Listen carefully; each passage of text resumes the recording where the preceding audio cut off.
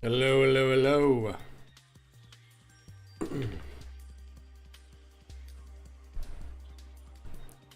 Almost good to go here. Just need some water. Some water.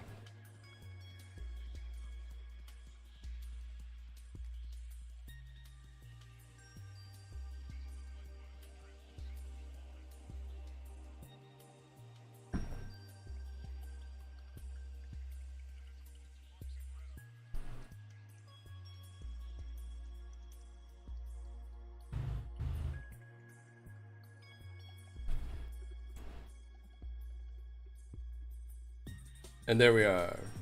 Oh, except my task is not set up right. It's yesterday's work to do.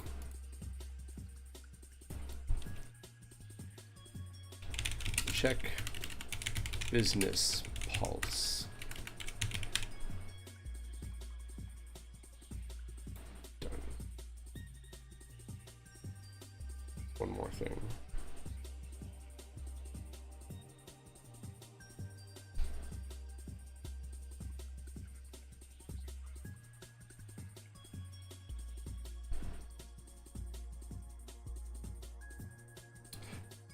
Yes. So we are live. We're trying something different today. I'm streaming a little bit earlier in the day, for better or worse. We're gonna experiment here. I'm also experimenting with multi-streaming today. I am streaming to YouTube as well. We'll see how that goes. No real preparation or thinking behind it. Just let's turn it on and see what's gonna happen. Just brightening the camera there a little bit. Also not really gonna do in-depth development today. If you're hanging around yesterday, I was very focused on some hard code and math stuff, and I don't know if that makes for interesting content. Like, I think it's interesting to watch people work on games, but I think programming streams, like pure programming streams, are a different vibe. They are, like, I like the co-working vibe. I like the lurk vibe. There's some great streamers who are doing that, but I think what I'm here for is more to interact with the community, to talk about the game a little bit, to show some light development. There's definitely light features I can do, and that is sort of my new goal, is shifting away from the hard stuff. And that's why I've shifted to an earlier stream as well. There is going to be a stream schedule. That's sort of what this week is about. This is my fourth day in a row of streaming and looking a lot of analytics and things like that, and trying to decide when I'm going to target my streams. What is going to be my weekly schedule? What's it going to look like? So that's what this week is about, really, is just getting back into the streaming thing, doing it very seriously this time, and starting to build a community, which is you.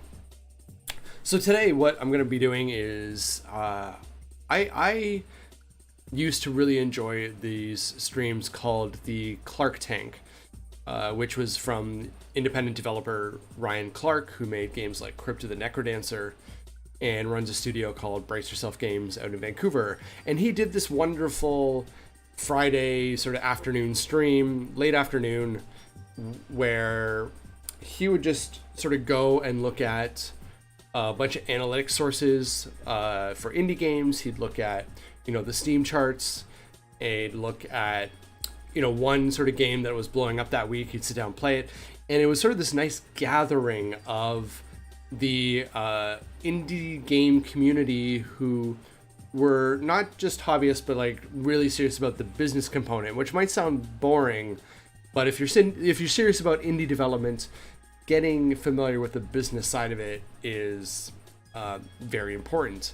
And when I say the business side, I don't mean like corporations and paying people and taxes and stuff like that. I'm talking about just making games that have the strongest chance to sell well and being very realistic about the genres that you're working in and matching that to the scope of the games you're working on. Again, to maximize the chance of success.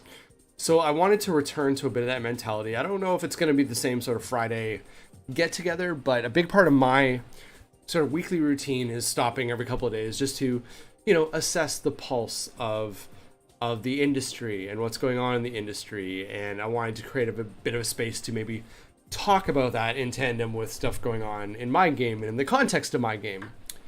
So that's what we're going to be doing a little bit of today. And if I do get to some programming later, that I think I have some demo work to do. I have to do some very uninteresting stuff, which is I have to just get a bit of a build pipeline set up for the demo version of the game that's coming out in a few months.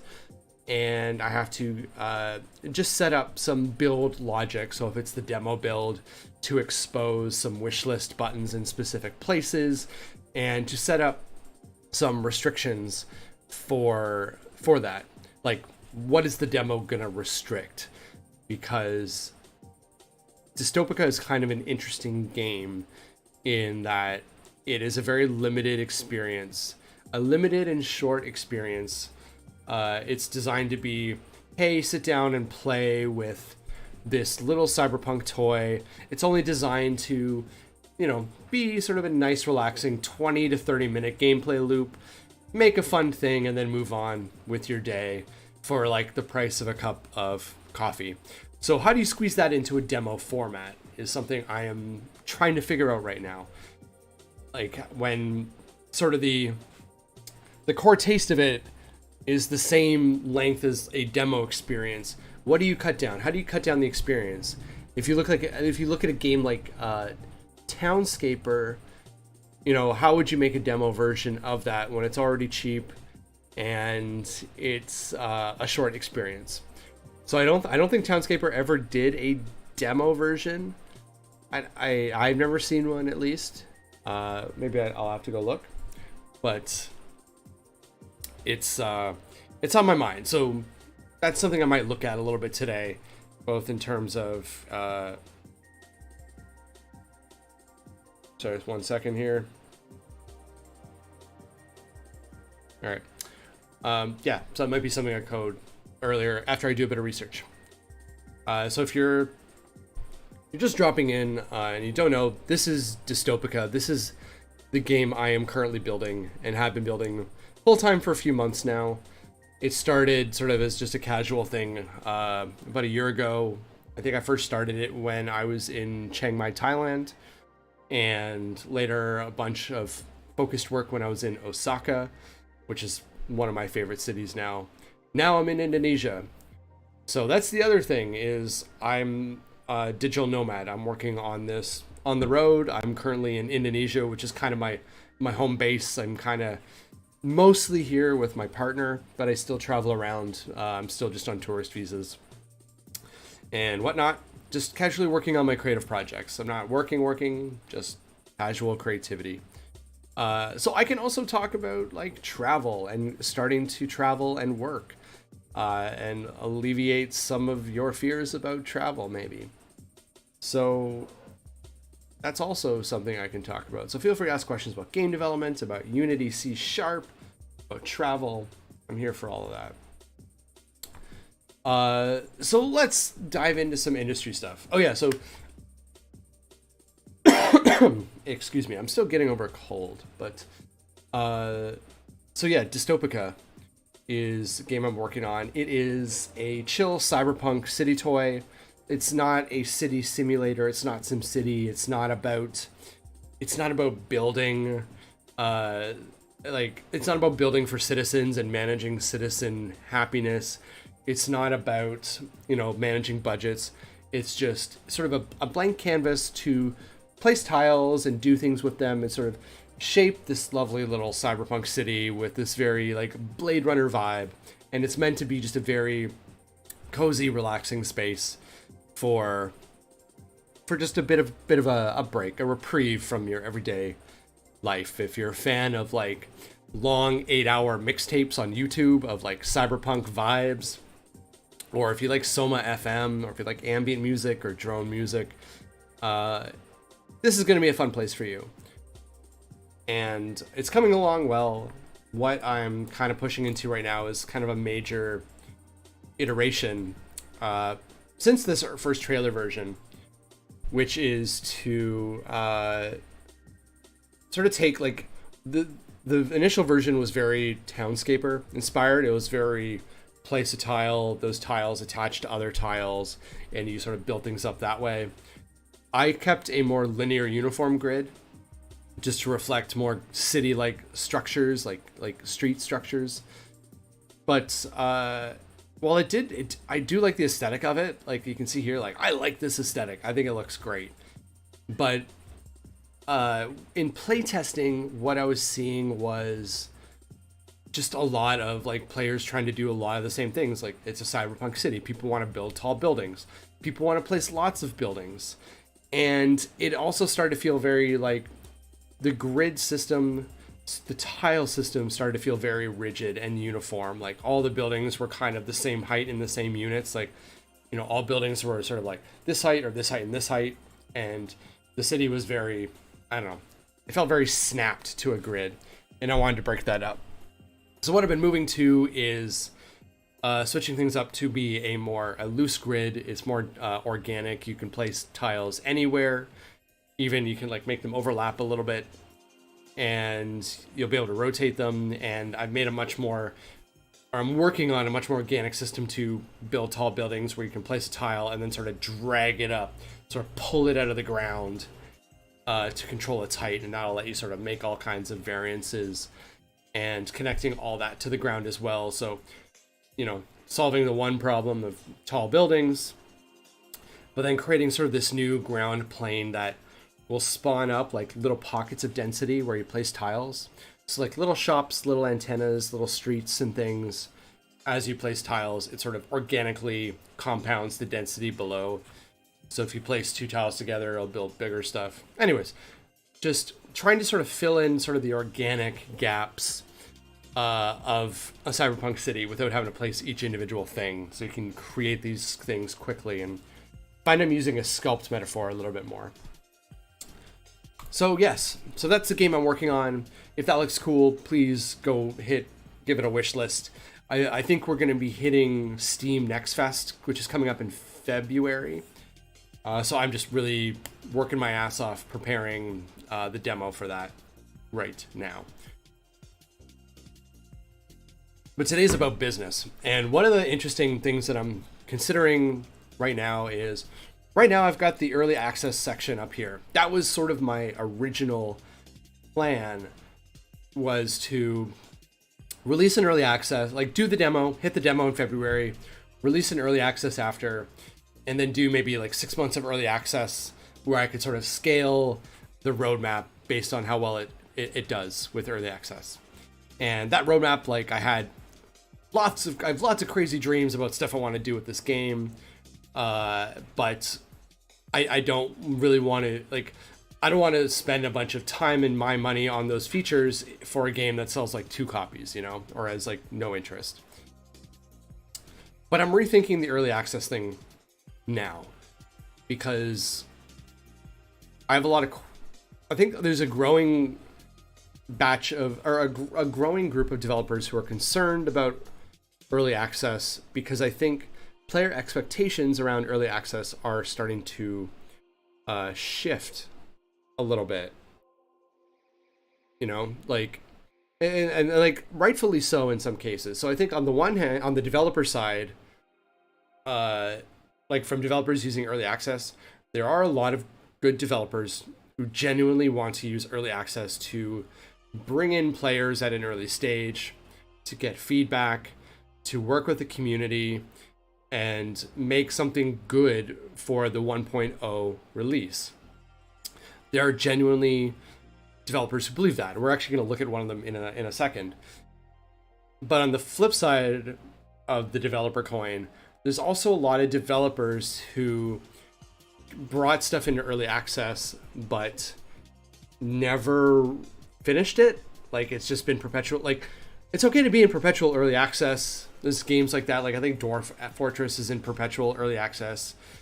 But there's a lot of games that got abandoned. So rightfully so, a lot of users became very cautious about early access and started to expect a lot more from early access, and it started to shift into this thing where people expected a very nice, polished game in the early access stream and became less comfortable with like rough beta stuff because they thought they were giving their money to projects that were just going to be abandoned. So that discourse is starting to become a little bit louder. So one of the people that I follow is Chet Balazek. He's one of the founders of Stray Bombay. I think maybe the founder or co-founder.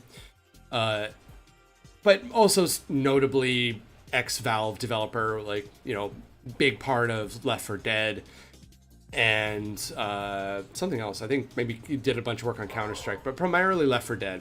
And unfortunately, it's been years and years, but he still sort of wears the ex-Valve tag. This is his new company, Stray Bombay, and making a game called Anacrusis, which is very similar to Left 4 Dead in that it is also a multiplayer co-op game set in sort of a sci-fi setting. Very cool. I haven't had a chance to play it yet. It's been in early access for a while, but he's, I think, somewhat lamented player expectations in early access. And I've been following his content for a while.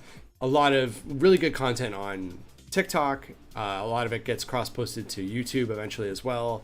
But just a lot of good thinking about the game industry, the business of being indie, and where things are going. At least from his perspective, which is very informed, given his history at Valve. He sort of knows how Steam works and where Steam is going, and he can read between the lines.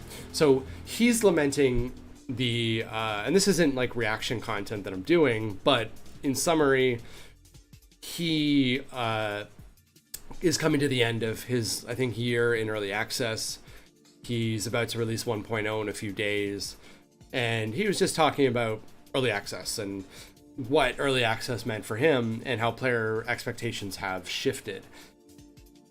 And he's basically come out and said, I don't think I'm going to do early access again because players have really weird expectations of it now. They're expecting a full product that they've paid for, and they complain about, you know, the player population, which is something very important for a multiplayer co-op game. Like, if no one's playing it, it's not really fun for anyone.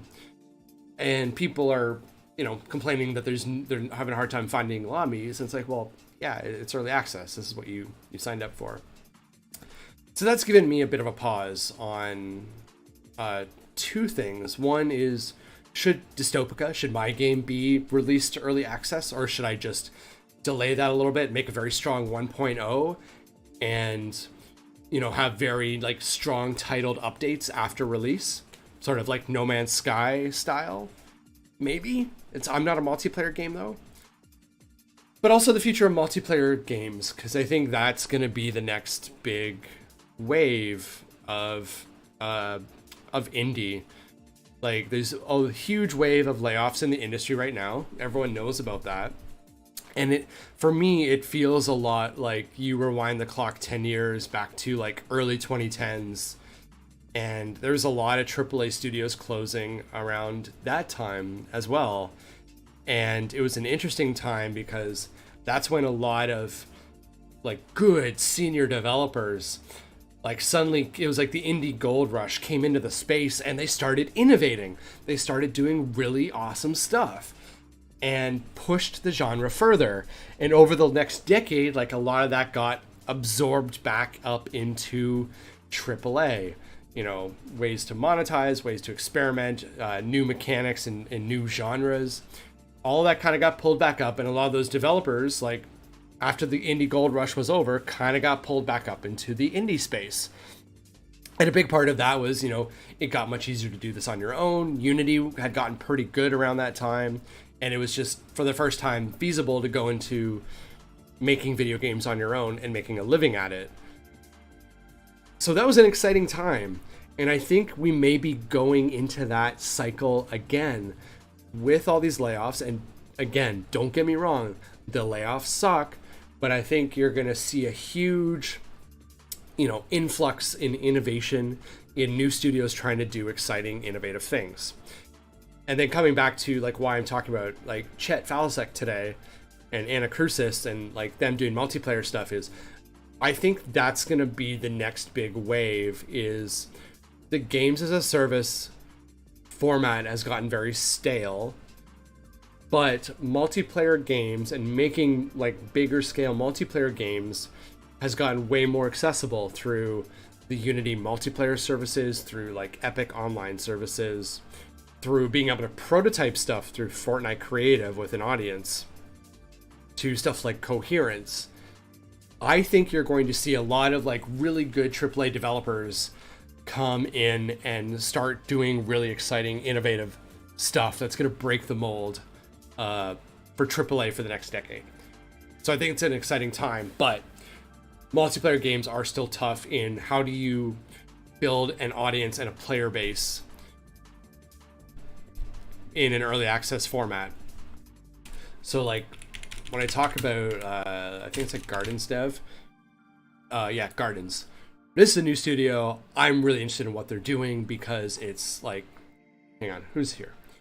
So yeah, we have guys like Chris Bell who like worked on Journey and What Remains of Edith Finch. You've got Blaseball, like his brother. So really interesting design, narrative, technical. It's a really interesting mix, and they've raised like $30 million, $31.3 million in, I don't know if that's seed or Series A. It's Series A, to build sort of this new multiplayer cooperative something. And, I can sort of read between the lines. Like, I think I'm expecting some big, like, Breath of the Wild vibes, like, not like intense, like, extraction shooter stuff, So I have big expectations of these guys, but I think I'm also a little bit skeptical because there's a lot of these right now of big investment in these big sort of multiplayer things, and how is that going to, become profitable business that justifies a $31.3 million seed funding. I believe in these guys, I really do, but I think Chet on the other side is like, multiplayer games are really hard, really hard to do. And if you don't have a player base, like, they fundamentally don't work. So how do you bring players in, build the player base, and still not release? So I think you're going to see a big change. I think you're going to see a shift more towards like closed beta stuff again. Unity's Steam playtest tools are really good. And I haven't done them yet. It's something I might do for Dystopica. If you go back to Dystopica, you can join the Dystopica playtest, and I can see, I have like a pool of testers I can access at any time. I've heard that that's actually very good positive space. So that's cool. So yeah, it's an exciting time. It's a very exciting time. And one thing I want to just check here.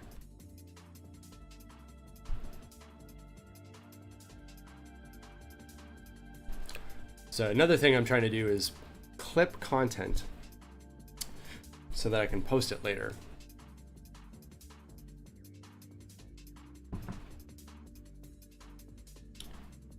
Yeah, so super interesting. But that's actually, I'm gonna reclap that.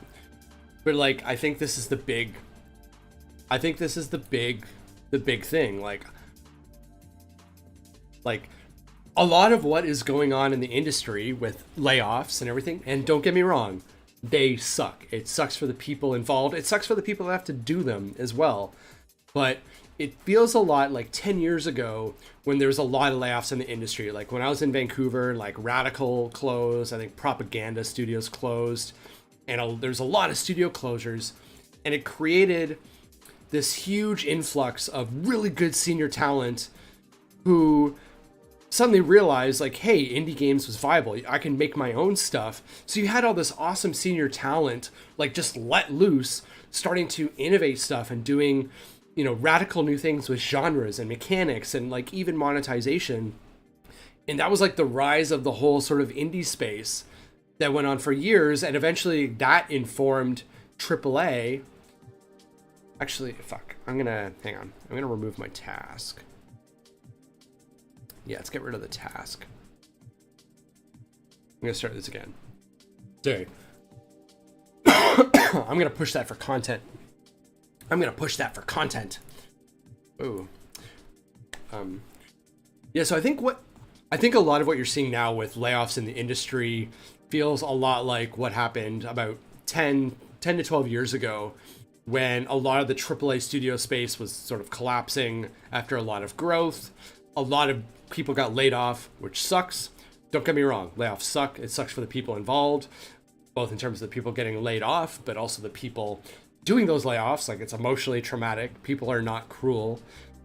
But it created this huge influx of like really good senior talent into the indie space, which was new at the time.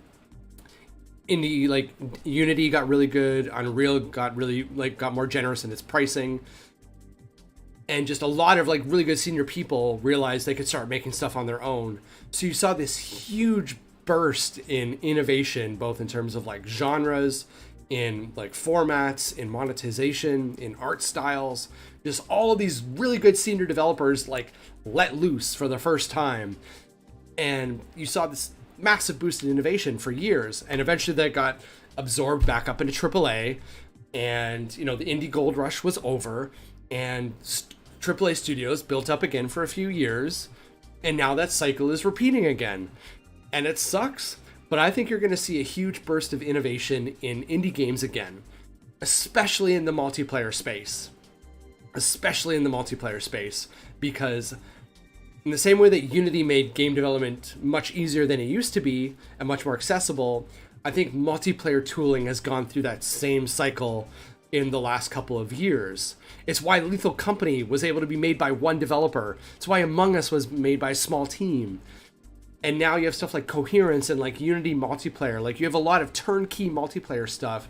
So I think you're going to see a lot of people coming out of like doing stale games as a service world into the multiplayer space and starting to do really innovative things over the next couple of years. So I think the layoffs suck.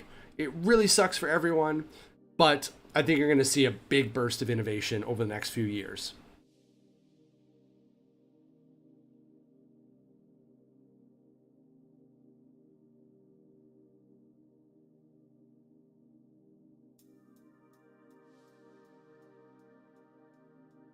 Which actually, just on the subject of like Twitch things, can you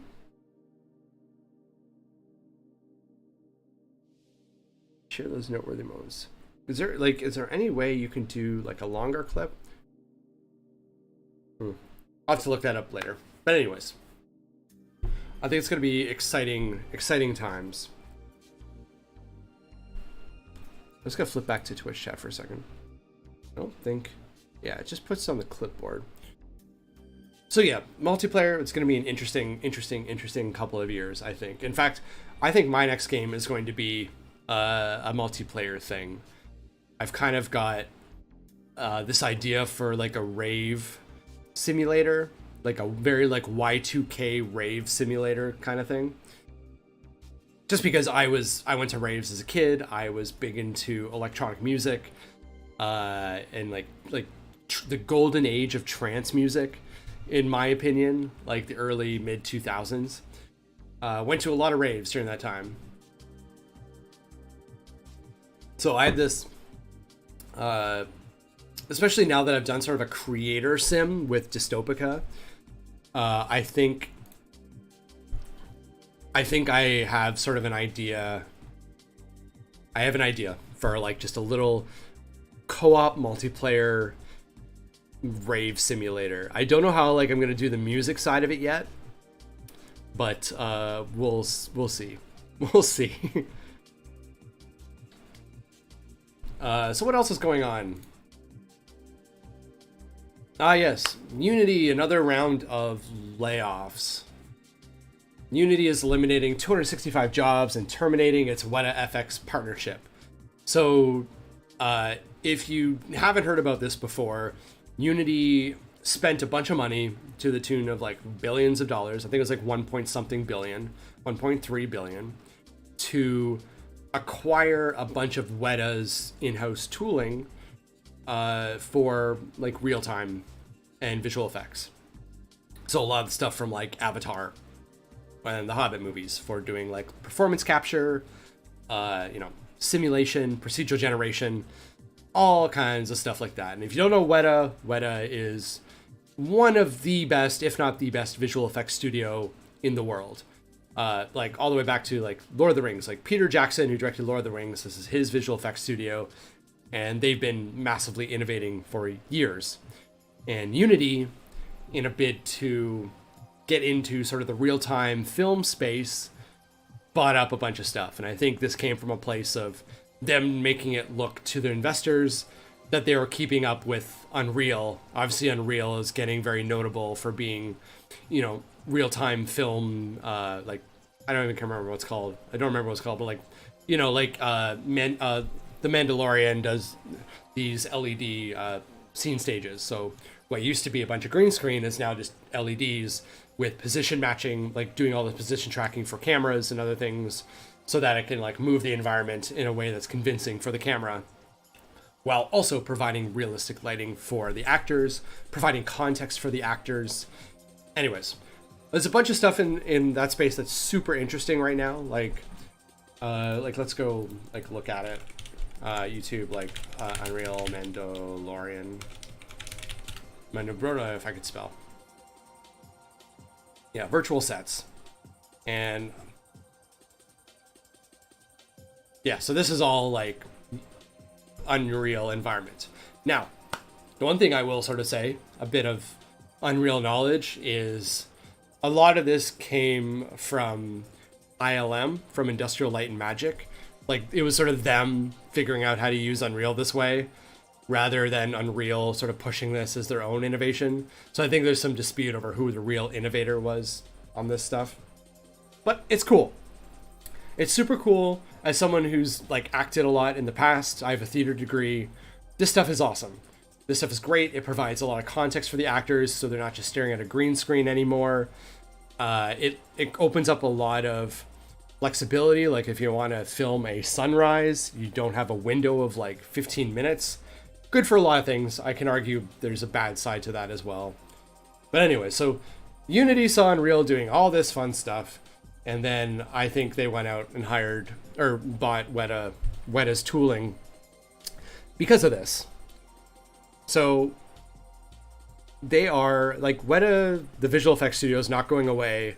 They're just, I think, sort of canceling and reworking this whole sort of business arrangement they had to take all those tools that Weta had in-house and democratize it.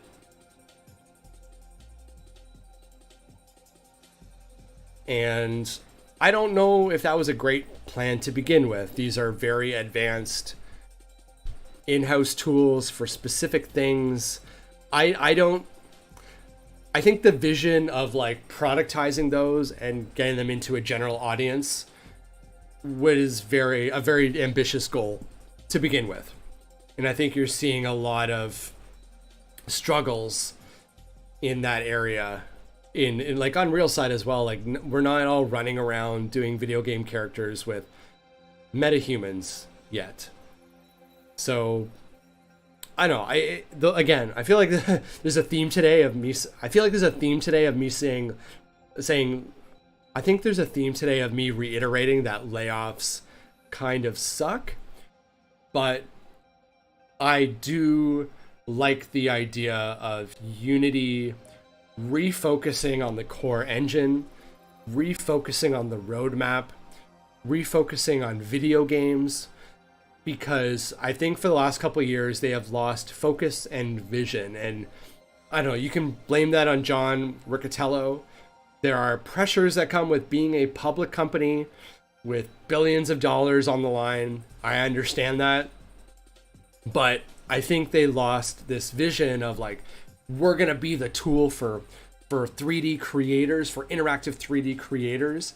I think it kind of lost that heart and that spirit as they started chasing all of these different industry verticals, like, business visualization and architecture and like real-time visual effects for film, I think they lost a bit of that vision and lost sight on their core product, which became this massive, this sort of massive heap of like packages. Some of them are finished, some of them not.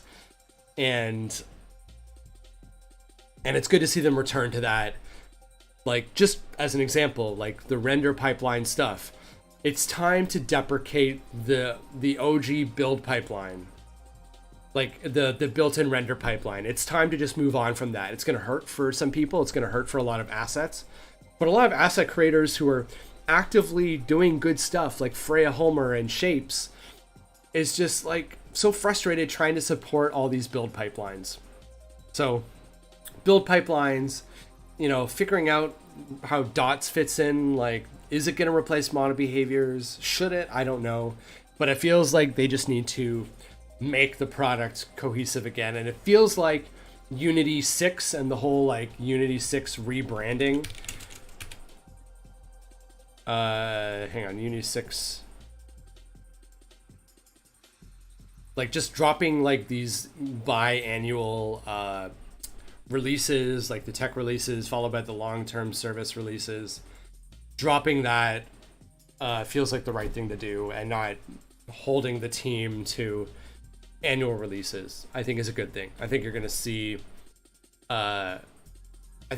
things return to a bit more of a focused vision, which excites me, because I couldn't even name I could not even tell you like what was new in Unity 2022.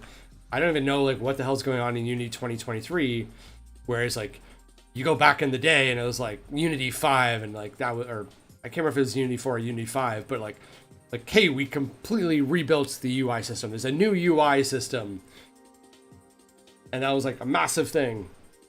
So hopefully they can get back to that. So just to sum up, so Unity's laying off another 100 or 200. Unity's laying off another 265 people, and that really sucks. But I'm really glad to see them refocusing on games on the core roadmap, because for a while it just felt like they were chasing this sort of real-time film industry thing that Unreal was starting to tap into. And they lost their focus on games, and they lost their focus on the core product. Because I think what a lot of people don't realize about Unreal pushing into this like virtual set space is that wasn't an Unreal innovation. That was Industrial Light and Magic trying to figure out how to do cool new things with Unreal and doing the camera tracking and hooking it up to all these LCD screens. The innovation from that came from ILM working with the core product and doing innovative things with it.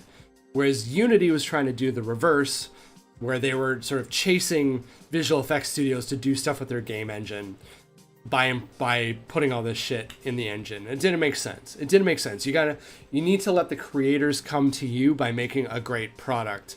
And I think this summarizes a lot of Unity's lack or loss of vision over the last couple of years. And I don't know who you blame it on. Do you blame it on being a public company? Do you blame it on John Riccitiella? I don't know. But ultimately, they were chasing too many verticals, like with business visualization, architecture visualization, real-time visuals for film.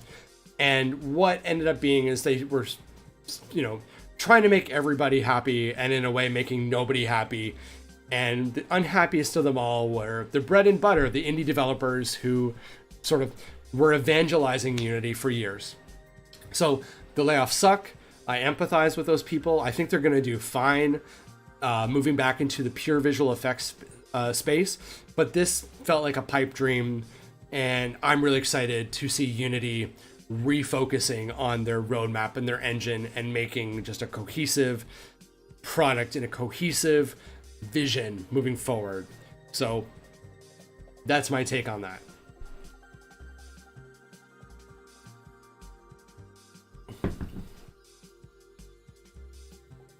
Okay, so let's take a look at I'm just going to take a quick look at the Unity global top sellers and see what's going on here. It's probably just going to be the usual. Yeah, so what do we got?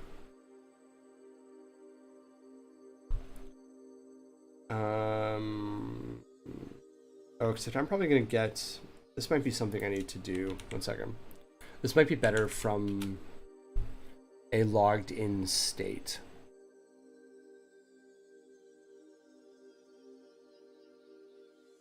Or not. Anyways, let's just take a look at what's going on in Steam World right now. Obviously, Lethal Company. My God. What an absolute rise. What a massive rise. Just coming out of nowhere. Well, maybe not coming out of nowhere. I think Among Us kind of set the stage for another, like, co-op, another sort of comedic co-op game of some kind. And, yeah, Zeekers just came out of nowhere and did it. I also like these aesthetics. Like, I sort of love this sort of nouveau PS1 nouveau, or I don't know what to call it, but just I think we've had pixel art, we've had the SNES era, and now I think we're sort of coming back to we're entering PlayStation and PlayStation 2 era.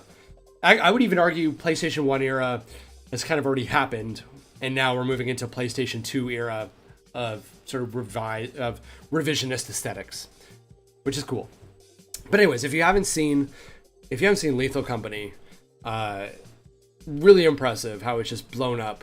And I don't know if it's accidental, but it's an incredible piece of game design for emergent play with other people. Just the way it affords comedy beats, just the overall setup of the mechanics and how it handles things like voice chat. Like, it is so compelling to be watching on stream, listening to these guys talk to each other, and then one goes down a hallway, and it just, like, you get a little bit, and then it cuts out, like the way that you lose comms when people die, and just what that creates for the horror atmosphere is so great. I don't know if Lethal Company was the first to do that, but Lethal Company is just an incredible piece of game design, whether it's intentional or not. So yeah, if you haven't seen Lethal Company, yeah, so Lethal Company, I mean, right below the Steam Deck. I don't actually know how that works. Like, it seems like a $400 or $500 hardware purchase would not be at the top of the global top sellers, but whatever. But yeah, if you are not following Lethal Company, what an incredible piece of game design, intentional or not, but just the affordance of comedy, the use of PlayStation 2 aesthetics, and just the design around things like voice communication and how it supports this sort of horror comedy atmosphere of, like, someone yelling, getting cut off, like, ah, and the remaining players not knowing what that was it just they are out of vocal range or they got killed. Yeah, just an incredible piece of game design comedy. I think the stage was ripe after Among Us for something like this, and I'm actually surprised it took this long. But you are going to see a lot of experimental innovation in the multiplayer space over the next few years, because doing multiplayer stuff like this has become incredibly turnkey. And man, good for them. Good for them. If you haven't played Lethal Company, check it out. But I would also just jump on anyone streaming it right now. It's been really great in the streamer economy. Yeah, so good for them. This guy's basically had a Stardew Valley. This guy Zeekers basically had a Stardew Valley moment where just millions of dollars dumped in his lap out of nowhere, and super happy for the dude. Really excited to see what he does. Really excited to see what he does next. I like his aesthetic. It's awesome. Counter-Strike 2, perennial favorite. Actually, let's just hide. Well, no, let's leave free-to-play games up for now. PUBG. I'm actually surprised PUBG's still kicking it. Still doing so well. Call of Duty's, Destiny 2. Anything new? So this is actually one that caught my eye the other day. Oh, you've got like pre-orders on Dragon's Dogma 2. A lot of people stoked for Dragon's Dogma. Something I need to go and play, honestly. Last Train Home. This was an interesting one that caught my eye the other day. The Great War is over. The fight continues. Command a legion of soldiers desperately trying to make their way home amidst the chaos of civil war. Lead them through the unforgiving wilderness on board an armored train, manage a crew and resources, and try to survive. So it's kind of got like it's kind of a Snowpiercer thing. Like the train is the centerpiece, I guess. It's just a cinematic trailer gameplay. Super interesting idea. I'm really curious how it gets executed. Because it does kind of have like a company of heroes type thing, so I don't know how central the train is. Maybe it is more of a this war of mine concept, but yeah, THQ Nordic, Ashbourne Games. Yeah, really cool idea. Best in the genre. You've got a strong candidate for one of the best in the genre. Yeah, it's super cool. What are the tags on this? Strategy, real-time tactics, RTS. Yeah, really interesting blend of things. I'm not sure. It might be my vibe. It's reviewing really well. That's cool. Cool to see that blow up. Tevi, this looks like some kind of... Oh, no, not what I was expecting. So like a side-scrolling... action platformer, Metroidvania. That's cool. I wonder why this one is blown up. Are these Neverland Entertainment? That's like a Cree Spirit. Okay, so they've got some history of stuff. That's cool. Frostpunk. Oh, Frostpunk is massively on sale. That's why it's blowing up. Frostpunk has a sequel coming up. Very cool game. I like that game a lot. Good strategy sim if you haven't played it. Dragon's Dogma on sale due to the sequel coming out soon. Good to see it. You love to see it. I don't think there's anything super new.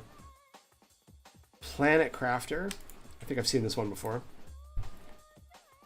Oh, well established. Probably just seeing a spike because it's on sale. Terraforming crafting game. Many of these, I'm still not entirely sure what makes one of these stand out and rise above the others, because there are a lot of these sort of No Man's Sky likes coming out with more of a focus on the crafting, the planetary crafting and economy, sort of the satisfactory experience. I don't think that's what this is. Seems less satisfactory and more like sort of core like Minecraft kind of experience. But yeah, cool. Doing very well. Like if you want to know how much money a game like this makes, like let's look at, we use reviews, and there's something called the box leader number, which, you know, there's some variance to it, but generally 30 reviews or 30 purchases for every review. So you can generally sort of go and look at the number of reviews, which is, 23,000. Multiply that by the price. Oh wait, except I'm in rupiah right now. Let's just say $15. Or no, wait a minute. That's like $9. Oops. Times $9 times 30. Actually, I think I did that wrong. Hang on. 23,141 times 30. So that's approximately the number of sales times 9. Whoops. Whoops. My inability to type on stream returns. Times 9. Yeah, so you got about $6 million in revenue. Steam takes 30%, and then not everyone buys it at full price, so it's generally good to just split that in half. So yeah, about $3 million.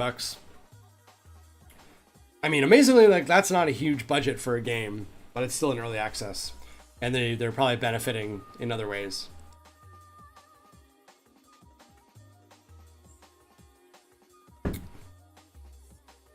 But yeah, good for them.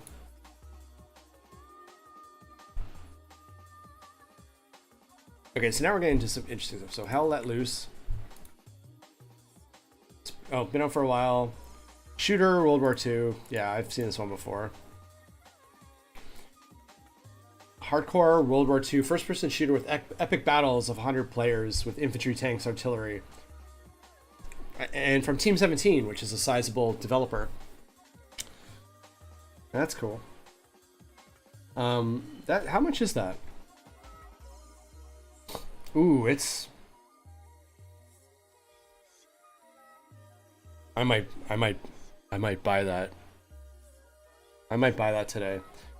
Cause like, I was like big. I really liked Battlefield 5, the most recent one in World War II, and I tried to jump back into it recently just because I like Battlefield 2042, but I kind of missed some of the settings and mechanics of 5.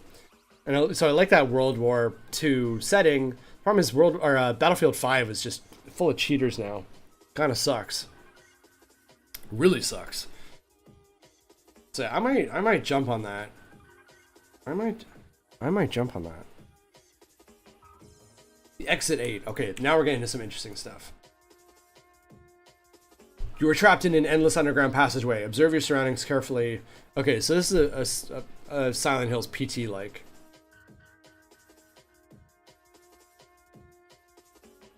This is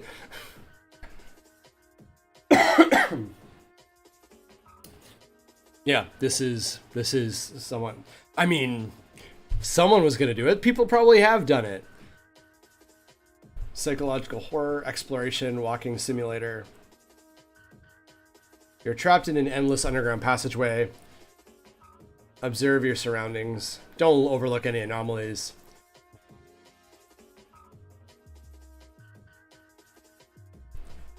Katake, this sounds like.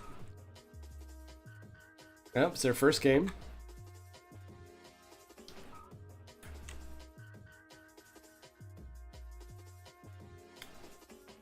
Japanese. I also have a temptation to make some sort of, cheap viral game.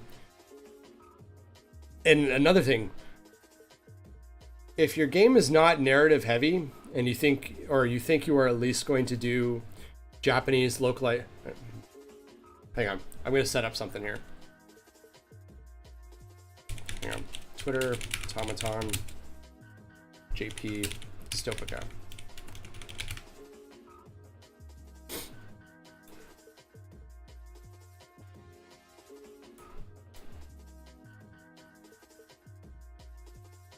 Oh, wait a minute. That's not it.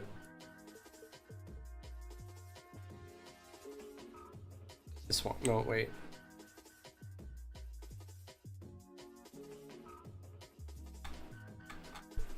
Automaton JP.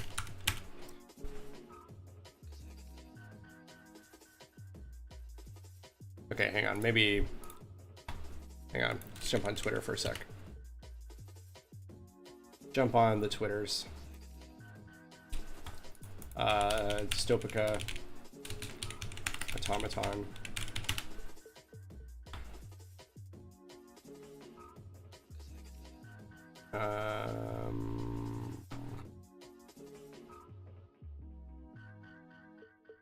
Where did it go? I hope this tweet didn't get deleted. Also, why is... I don't know, I feel like Twitter's search functionality is not great. It's not great.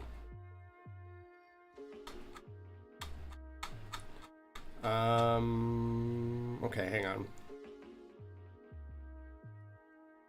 I feel like I would have retweeted this recently.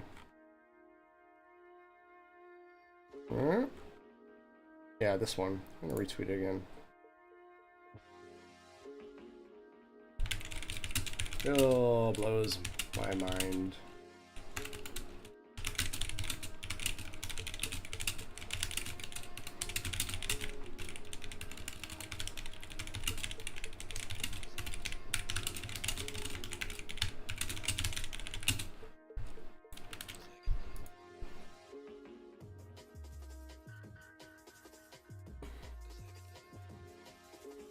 Yeah, so this.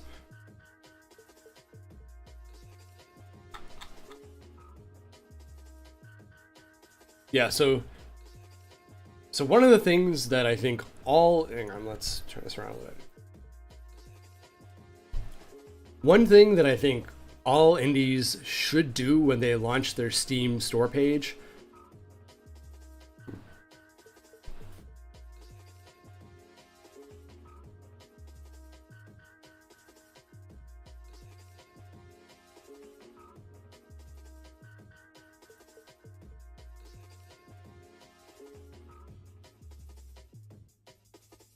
something that every indie developer should do is, one, launch their Steam page as early as possible. So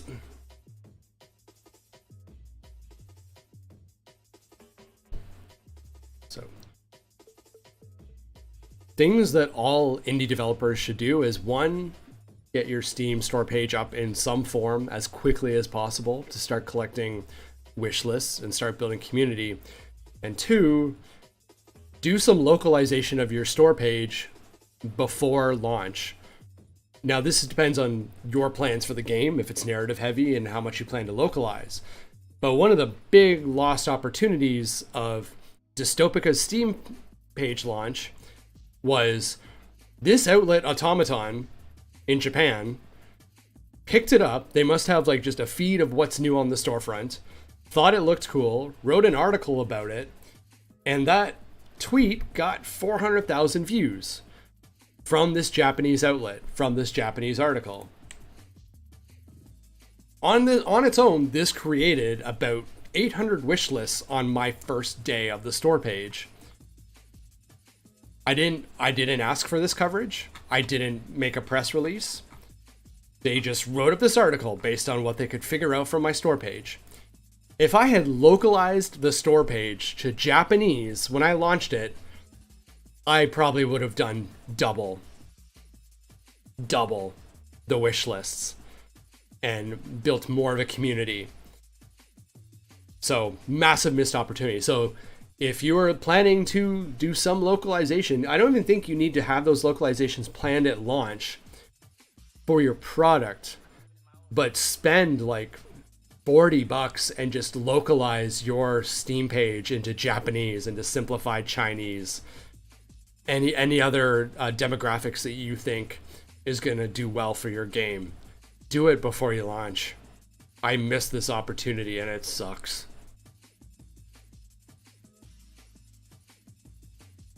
Sucks.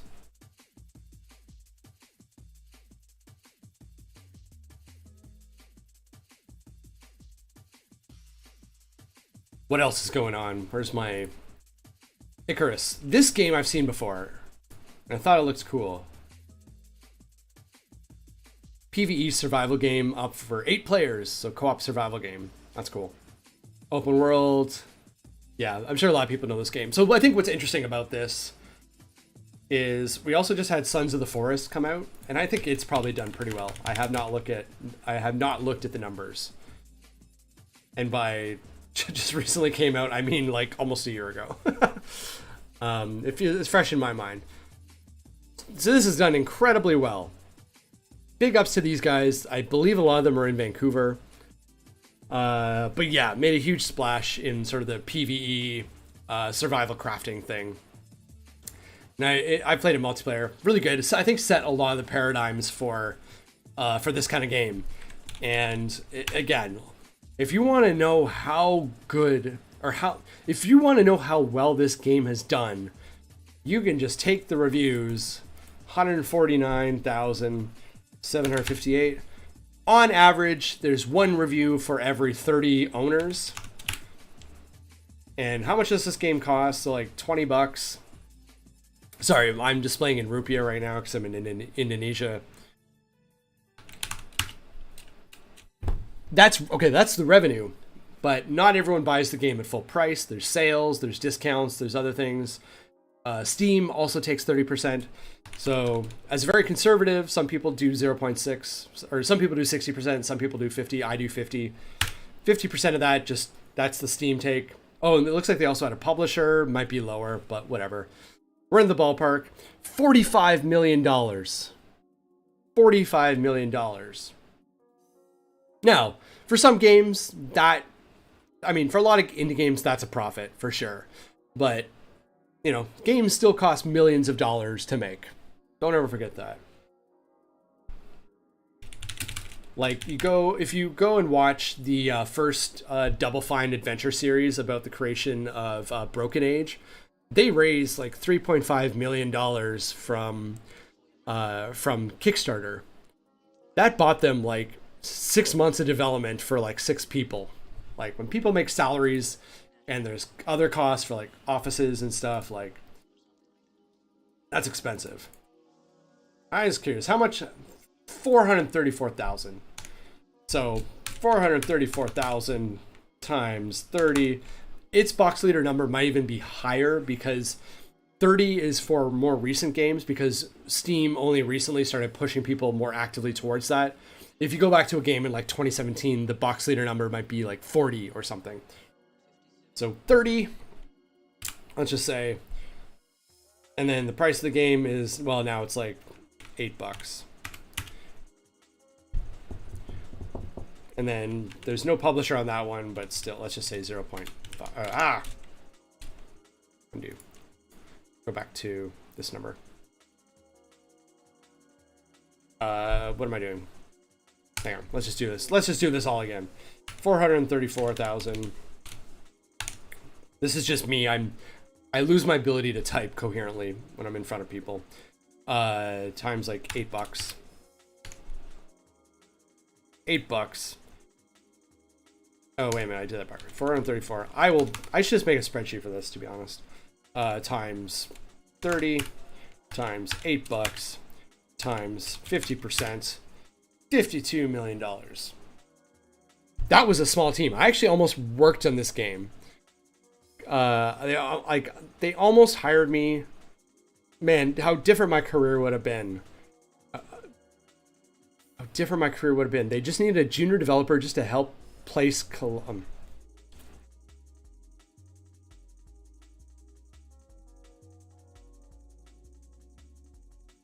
So I actually almost worked on this game when I lived in Vancouver and I was right out of school.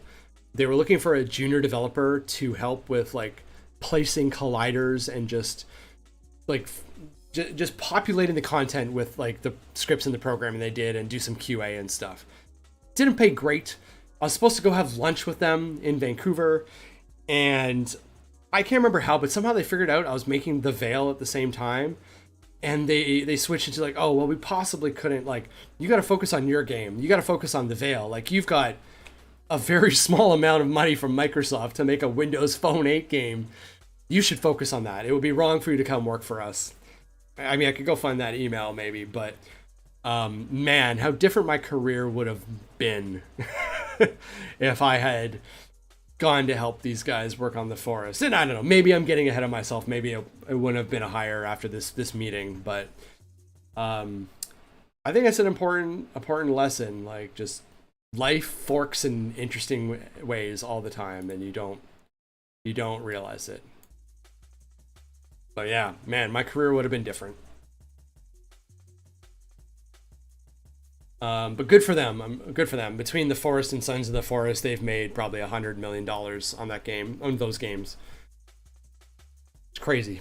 Crazy. I wish I could do that someday. What else? I don't think there's much new here. Far Loan Sales is on sale. That's cool. Sea of Thieves. I want to go back to Sea of Thieves at some point. There's a co-op multiplayer game that is just perennially still kicking it, and still a lot of fun. I think it's a really good model for a live service game, to be honest. Dark Tide still kicking around. Is Dark Tide good? Is Dark Tide good?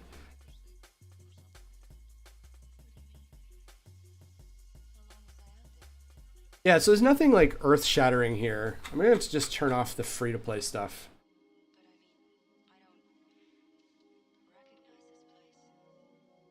On Guard. What's that?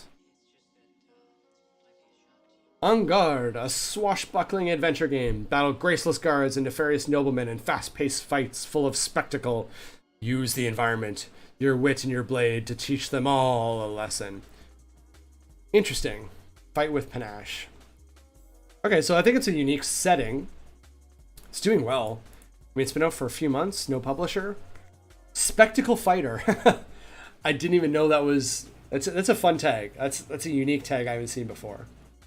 So, unique setting. Seems like it has a good comedy tone.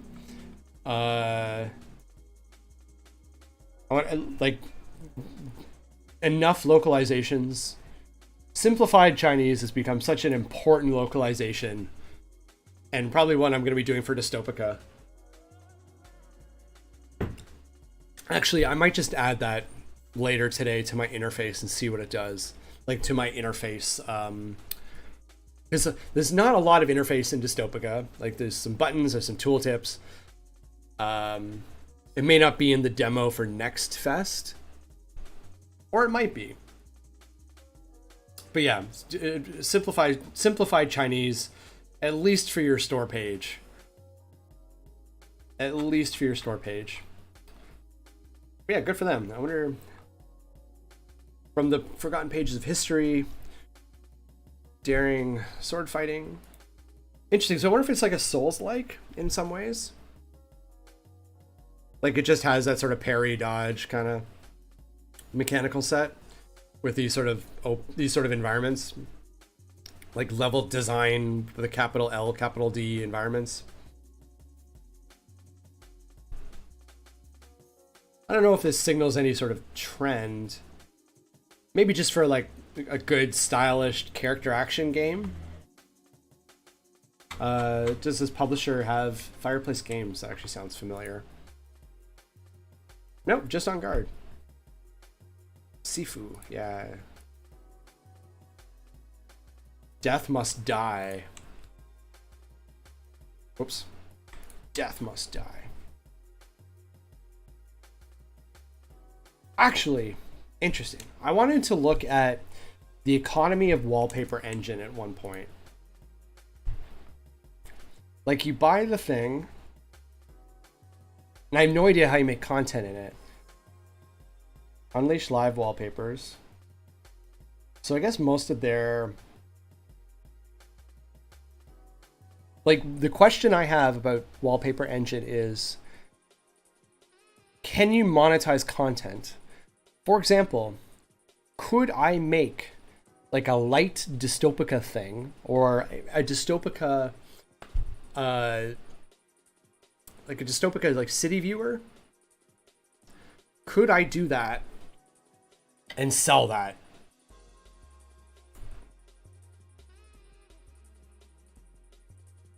Most subscribed. Now, I don't know if Dystopica is a good candidate for this, because that might be a bit much. That might be riding your GPU a little too hard for your wallpaper. But could I build one city and then optimize the hell out of it with atlasing and stuff? I'm gonna consider that. I'm gonna consider that as a marketing tactic to create a wallpaper engine. How do you make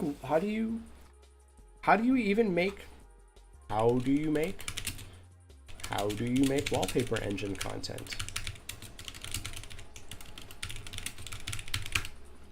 How does one do that?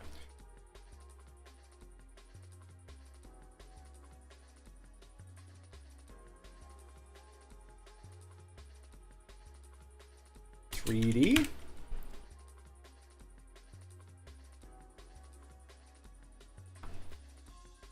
Interesting. So I'd have to do some creative stuff with like the 3D thing. I import the textures, probably some kind of video, but interesting. That's interesting. That's an interesting idea. Death must die. Descend the nether in search of death himself. Choose from God-given powers to slay his hordes of minions. Unlock new heroes, collect powerful items, and create game-breaking synergies in this roguelite hack-and-slash survivors game.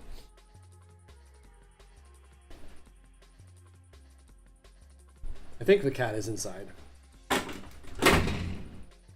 Oh. Come on.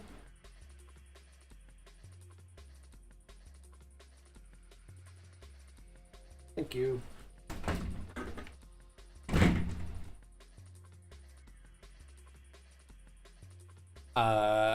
Early access, action roguelike, RPG, bullet hell.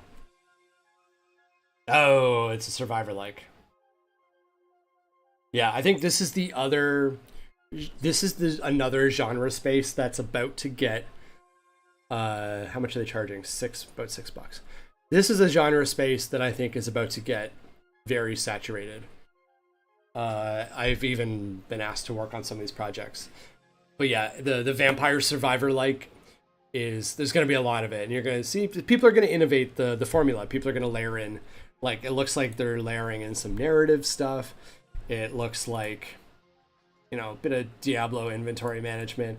Like, they're blending a bunch of stuff into sort of a bullet hell kind of vampire survivor thing. I think you're going to see a lot of these in different settings, different themes. People are going to start doing more Unity stuff in DOTS and ECS to get this, like, the kind of performance you need to do these kinds of things. But yeah, I think if you're sitting down today,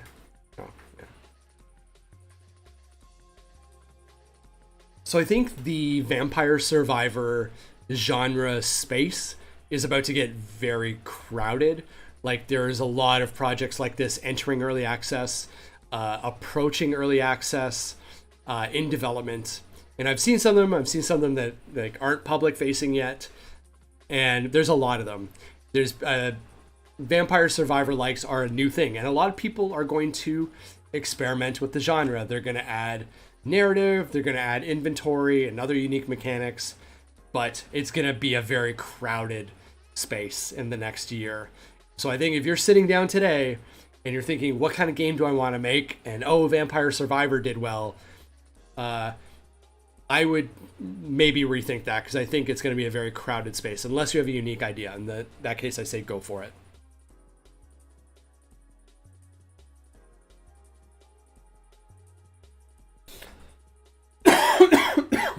Excuse me. It's coming up on lunchtime soon. Yeah, this looks great. This looks like a very good adaptation of the formula. Just shifting the camera a bit, giving it a bit of an old school Diablo feel. I'm into it. I'm really into this.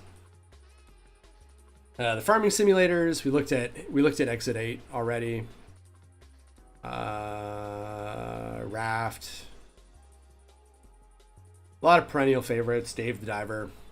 The indie but not indie. Valheim still kicking around. For the King 2, good for those guys. Break rooms. Love is all around. What is this?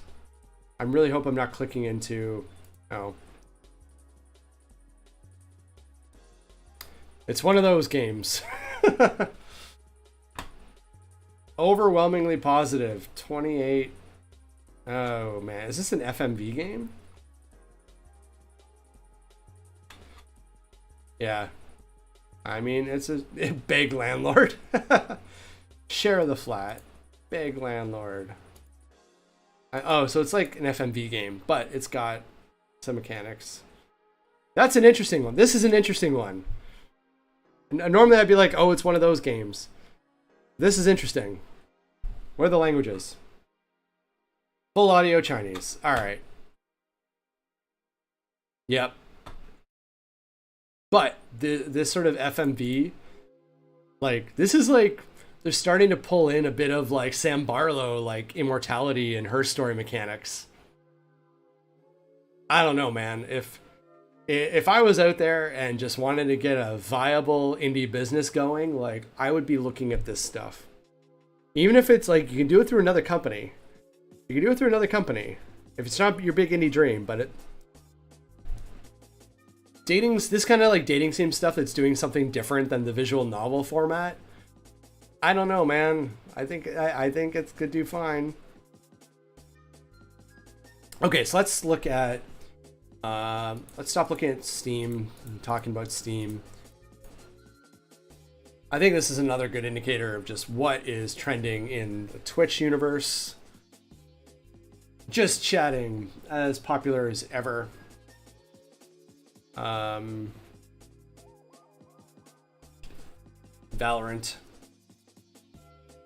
Yeah, so these are the perennial favorites. Lethal Company, obviously the big jump. All the streamers are jumping on that, and rightfully so. It's a great game. It's a fantastic game. I love that game. Well, actually, no, I haven't played it. I've watched people play it. I love watching people play it. I think that's the thing. I would have a hard time in my sort of elder millennial network finding people to play one of these, but yeah, good for them. Pokemon community game. I feel like this is something I should know about. What is Pokemon community game? Pokemon community game. Okay, yeah. I feel like I'm a bad gamer. Pokemon community game.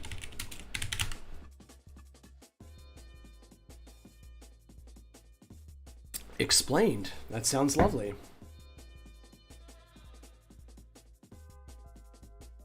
While they watch a stream. Oh. Are there any screenshots of this? Where's someone? I want to see someone streaming this right now. Where'd it go? Yeah, what does this look like?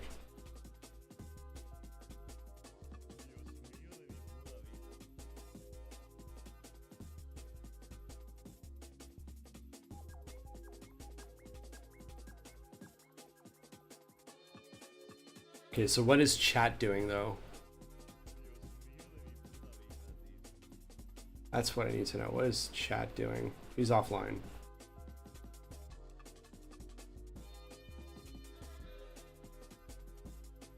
Oh, sorry, these are clips. I'm an idiot.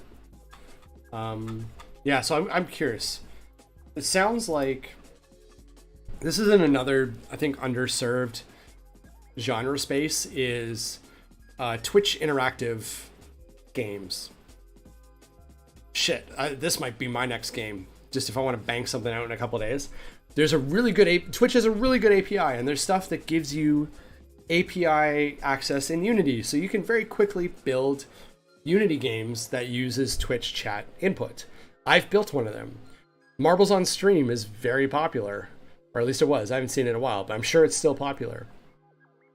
But similar to the same way the Lethal Company does really well, or has done really well, is it's really good content for streamers. And I think there is a massive gap in someone just grabbing the Twitch API, messing around with it, and bundling up just a really good like audience interaction game. I think there's a huge opportunity there. Pokemon community game, like it gets to leverage, I don't know who made it, but it's leveraging the Pokemon IP somehow, I think. Otherwise, it's probably getting shut down. But there is a huge opportunity there. Let's do it one more time. Yeah. So Pokemon community game.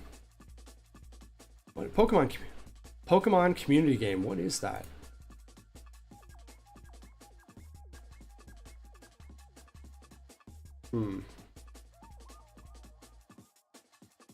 So stuff like Pokemon community game and like Marbles on Stream. So I think there was a huge opportunity for streamer audience interaction games, and there are a few. Pokemon Community Center is a new one.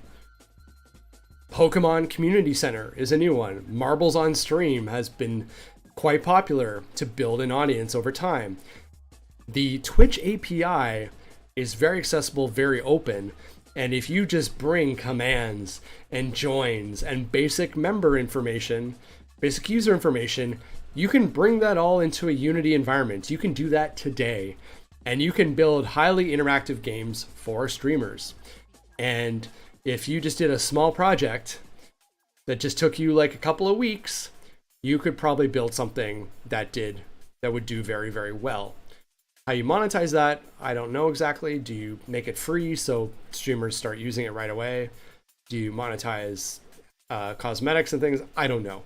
But I think there's a huge, huge, huge untapped market for really good interactive content for streamers that lets them play with their audience. Someone should do that. Another thing that's really useful about that API is it's good for prototyping simple multiplayer games. Like I did that for my last company where we didn't want to get the whole backend infrastructure up right away. So we just did like simple commands in Twitch, and we all jumped into my Twitch channel while I ran the Unity editor, and we messed around with it and we tried different mechanics. I mean, it's not good for like movement and stuff, but like you can prototype multiplayer mechanics in there. I think like Fortnite Creative is probably easier now, but whatever. Sports, slots, Overwatch 2. Okay, hang on. We're looking for big movers. World of Tanks, that moved a lot. I guess a big streamer must have picked that up. Brawl Stars. Like what I'm looking for are like indie titles that I haven't noticed before. Yeah, so there isn't really like an indie game, except for Lethal Company. Lethal Company is in there, but there isn't really an indie game penetrating this space. Dark and Darker. That's one I haven't heard of. Can I get the Steam page from here? Hang on, go here. Dark and Darker. Wait, where is this game? Where is this game?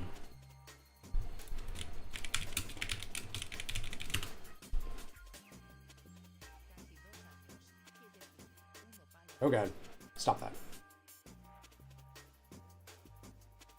An unforgiving hardcore fantasy RPG, PvP versus E, band together with your friends. Let's go treasures, so...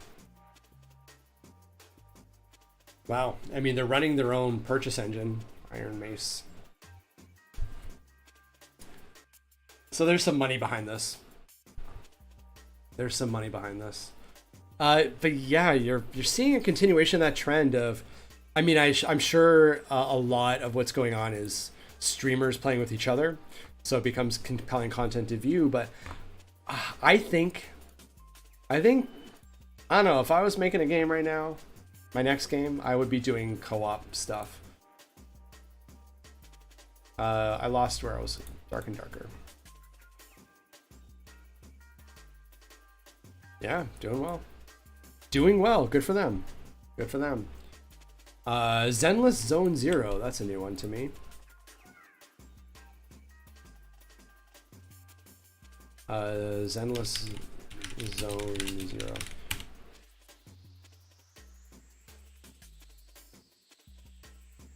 Where is this game? Is there just this whole world of games beyond Steam that aren't being sold on Steam? Where do I buy you? Okay, so this is also Y2K aesthetics are back. They're back. They're back. They're big time. They're back. I love it. Interesting. So, okay, so there's money behind that one for sure. Eternal Return. I'll be online. Yeah, it's really just all Lethal Company right now in terms of indies penetrating the streamer space.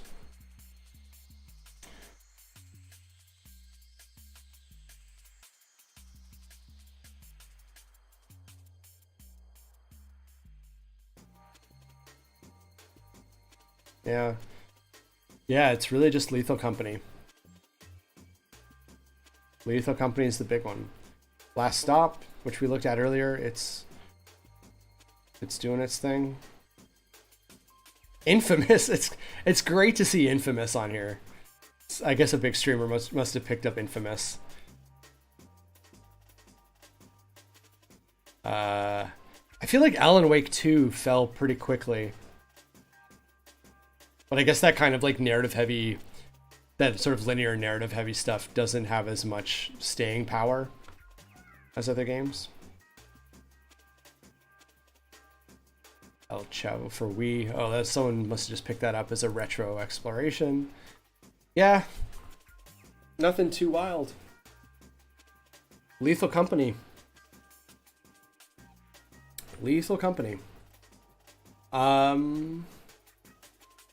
Yeah, I wonder if there's anything else I want to look at. I just want to take a look at game development or software development. Software and game development. Because one of the things I'm doing this week is trying to figure out what my streaming schedule is going to be. I'm in Indonesia, so it's harder for me to overlap with North America hours, but maybe there's an opportunity to pick up there. So yeah, I'm in UTC 8, so like probably wanting to pick up at the dip, but that's like seems later in the afternoon. So right now where am I? I'm in the full dip. It's like midnight in the Eastern time zone, or almost midnight. Also, I think a lot of these spikes now are pirate software. Pirate software is just blown up in the last couple of weeks, and he's basically the main driver of the software development category, which is great to see, because a lot of the software, I feel like a lot of the software development streamers were topping out at just a couple hundred. So it's really cool to see someone like break through into like the thousands of daily viewers and just setting up a really good subscriber base. I mean, like following his channel is part of the reason why I'm starting to multi-stream to YouTube as well, just to see how that works. But yeah, it feels like what I was doing most of this week, which is just starting to pick up here. But this is kind of like, this is like 5 p.m. This is when like pirate software is probably capturing a lot of that. So I don't know. I don't know if the right time is to try to start at the same time as him, or maybe catch the end of the spike and just catch people. Like, this is 5 a.m., so this is like end of the workday in North America, in the Eastern time zone at least. Maybe this is what I need to do, is just start streaming at like 5 in the morning. But yeah, that's why I don't have a schedule yet. I'm working on that this week, seeing what works, what doesn't, get an analytics out of it. But yeah. Yeah, so I think that's all the businessy stuff I wanted to look at today. Unless there's something else going on. The big news being, Unity layoffs. They're parting ways with Weta, which, the layoffs suck. I think those people are going to be fine, because those are mostly film visual effects people. That seems like they're going to just make their way back to Weta. But yeah, it's good to see Unity focusing back in on the engine itself and not trying to satisfy a billion different industry verticals. So that's exciting.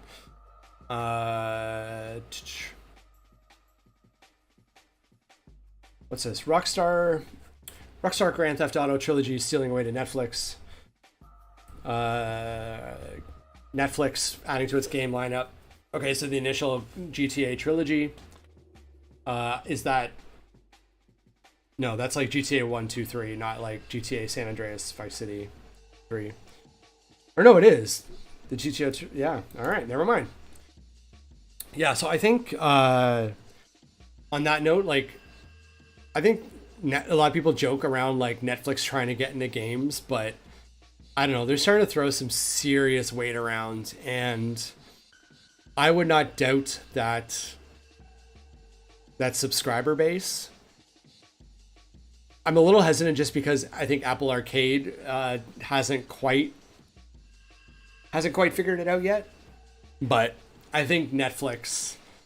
I don't, the model for this. I don't know.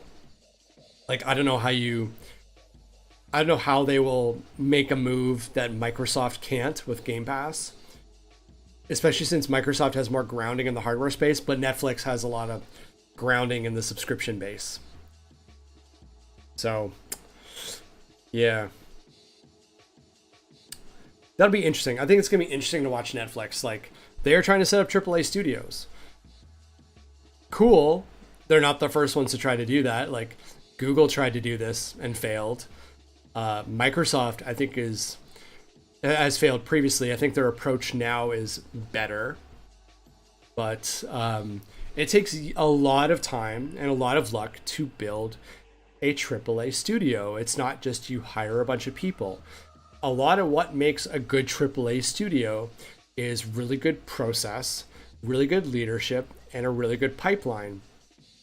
And it takes a while to build that up. You don't build a 500-person studio overnight. And I think a lot of big players who try to get in the space fall into this trap where they're just going to build a AAA studio overnight. You can't do it. It's about building tools. It's about people building relationships and workflow, and you need to start small. So the idea that a new studio is going to come out of nowhere with a AAA success, and like it does happen, but like I think a lot of it needs to follow the Valve model where they built Half-Life, it wasn't good, and they built it again with the knowledge they have. Like, I think that's how AAA studios need to be built. So I hope that Netflix figures it out. That would be cool if there's a formula for building a AAA studio, but it's not easy. It's really not easy. I haven't worked in the AAA space, but I know it's not easy. Anything else in the news? Whatever. Sega experimenting with ChatGPT. That's fine. That's good. That's great. Ubisoft is giving Beyond Good and Evil a remaster. I really hope Beyond Good and Evil 2 returns. The stuff they showed was great. Like, I would love sort of a Fifth Element open world thing. I would be stoked about that. I was stoked about the stuff they were showing.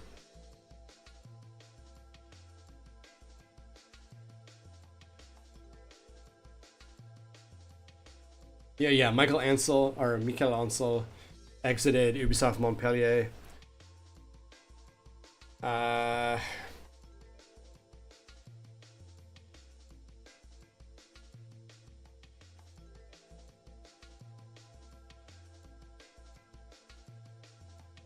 Yeah. I am hopeful for Beyond Good and Evil 2. I really hope it sees the light of day someday. Dragon's Dogma 2, Capcom's current $70 release. That's good and fine. This one's, I mean, I'm not going to read the explanation, but again, coming back to like multiplayer games and the games as a service, I don't know. There's a huge rush, and it's still going on. Like, there was this game from Creative Assembly, Hyenas. There's another game, Fair Games, I think, from a new studio from like Jade Redmond and a bunch of Ubisoft people, extraction shooter, and I don't know. I think that's a genre space that needs some fresh life, and I think it's the indies that are going to give it to them. Like, the most successful extraction shooter right now is made by one dude. It's Lethal Company. And it's just turned the genre on its head, and I think shown how it can be not thought about as like this serious, like, I'm trying to build a franchise games as a service thing. So, I don't know. The layoffs that come with this suck, but I think the games as a service needs to go through this innovation cycle in the indie space, and it will, because the tools are better than they were Before, you can make multiplayer games very quickly. Those services are monetized, or those services have become productized much better. And if you want to start making a multiplayer game today, you can do that very quickly. Whereas 10 years ago, a multiplayer game or a games as a service game, a scalable multiplayer game was much harder to do. So yes, games as a service in the AAA space is very tired. And I think you're going to see a lot of indies messing around with that formula over the next couple of years and doing awesome new things. It's already happening. Lethal Company is already doing crazy things with the extraction shooter genre. Anyways, I'm going to take a quick break here, order some food, and then I think I'm going to get into a little bit of light development this afternoon. Thanks for hanging out. Good to see you. It's been fun going over business stuff. Back in a minute.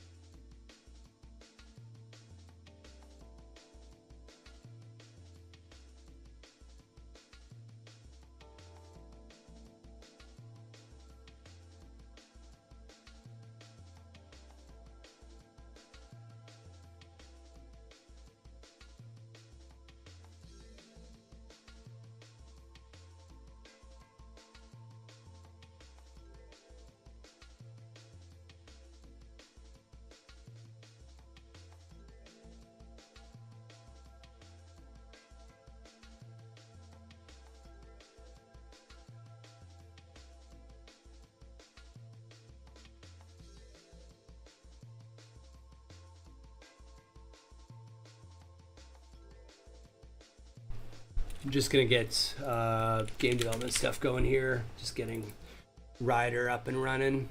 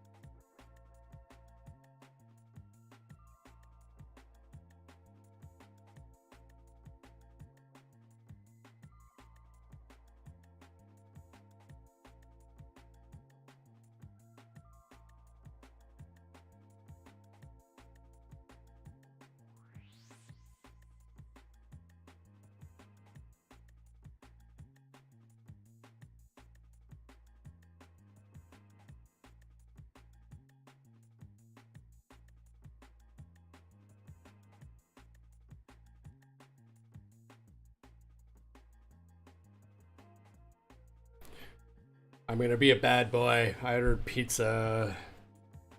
Pizza from Tony's.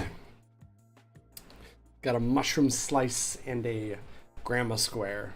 It's one of my favorite slices.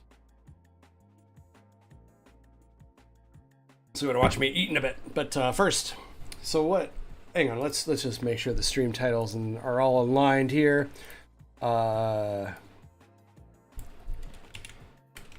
C# game dev time. Game dev fun time. All right.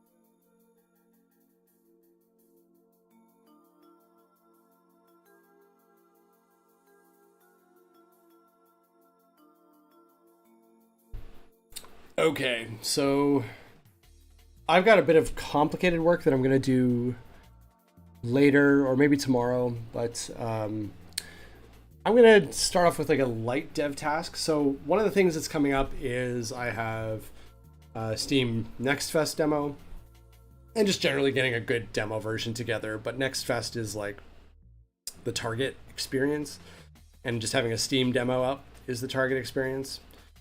So I'm still trying to figure out how I'm going to limit that that demo, because this game is very short gameplay loop. It's not designed to be hours and hours of continuous gameplay. It's kind of come into this like fun Blade Runner space for like 30 minutes and make a cool cyberpunky thing that you can relax in. And I've got like all kinds of ideas for places I can take that, but that's the core experience of it.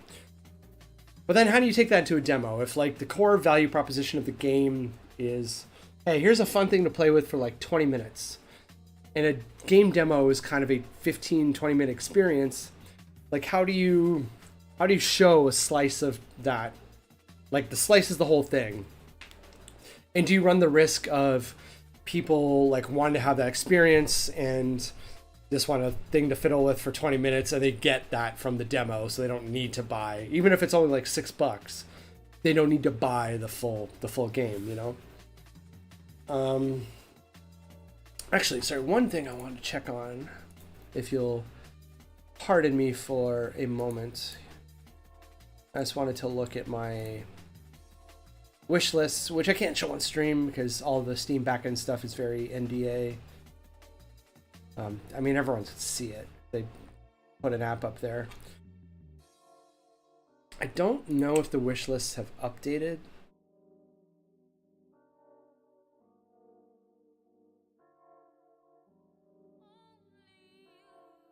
Maybe they did. I actually don't remember what time. I think it actually might be like 2 or 3 in the afternoon.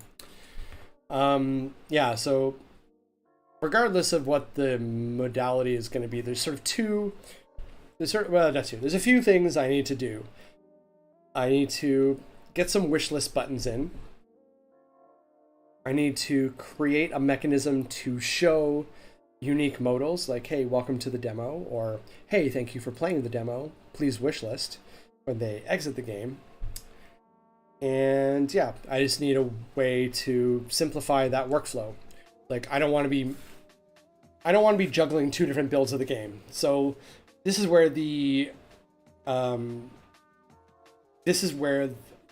I trying to say? This is where the dependency injection framework I use gets very useful, in that it's very easy for me to flip things based on the platform without having to do these like if this bullshit everywhere. So I'd started doing that. But let's make it even. Let's just take it back to basics here. Let's get Figma up and going.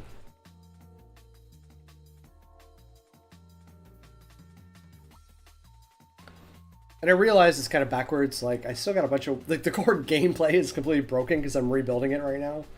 And I probably should be working on that. But I need a light dev task to start my day. So, this is the wishlist button I came up with. I liked Earthless.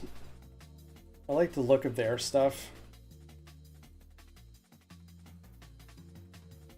I mean, I'm jealous of this because it looks really good and similar colors to what I use. But anyways, that's life. Yeah. So these are the buttons I'm gonna do. So let's just try to bring these in actually. Just good, strong call to actions that should stand out on the pause screen.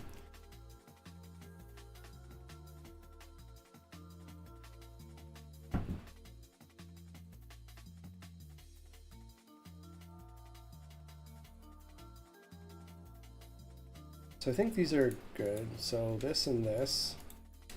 Actually, hang on. Let's change this to Sprite.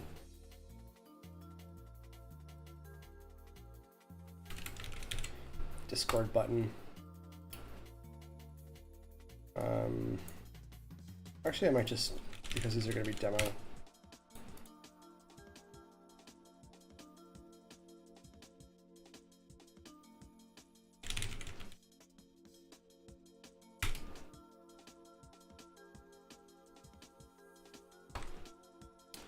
Yeah, so let's take this and this. Actually, wait. Oh, so yeah, I did leave a bit of transparency on them. Actually, I think those are going to look really cool. Yeah, I think those are going to look really cool. I'm worried about the border on the wishlist one being a bit much.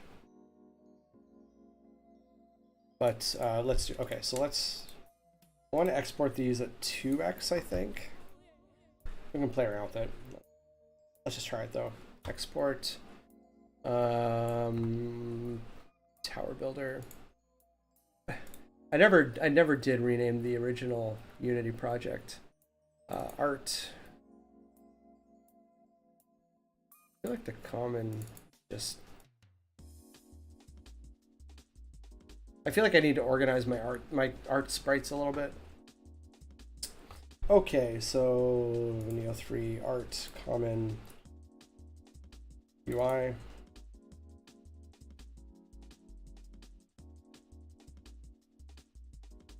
There we go. Make these sprites. Okay, so let's go look at the pause menu.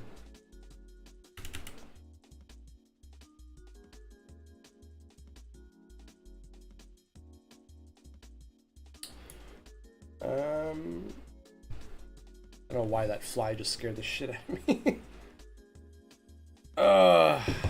I want my pizza slices.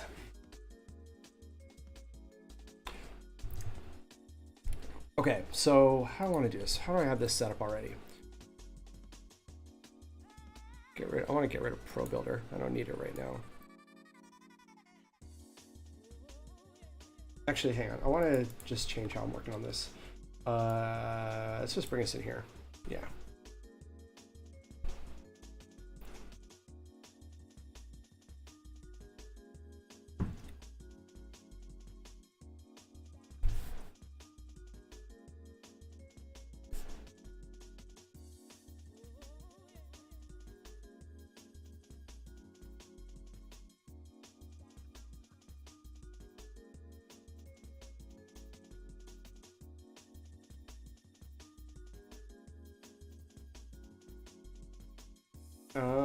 So what do I want to do here?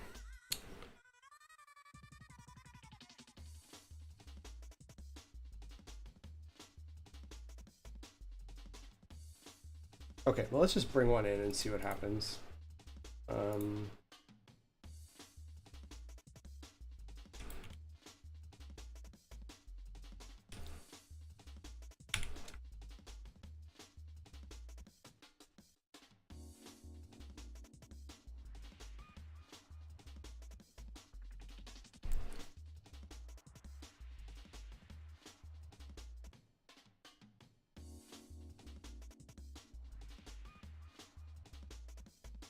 Yeah, like I feel like I need to size down this UI anyway. Like it's gonna get very crowded once I start adding more options and stuff, but I don't really want to do that right now. I'm kind of happy with this for the demo, with maybe also just adding the language option, which would just be hooked into the Unity localization system. Okay, so here's what I think I'm gonna do. Hang on, where's these buttons?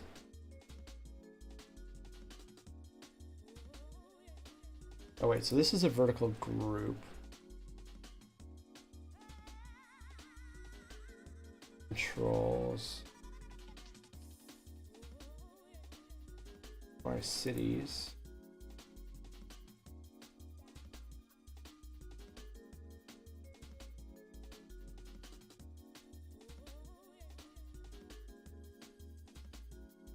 I also need to think about what the hover states are going to be for this.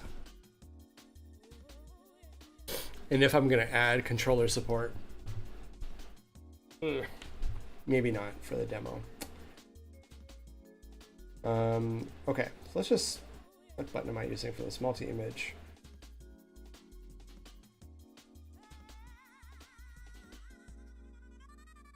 It's definitely not the right button type. So I think I'm just gonna make a whole new thing.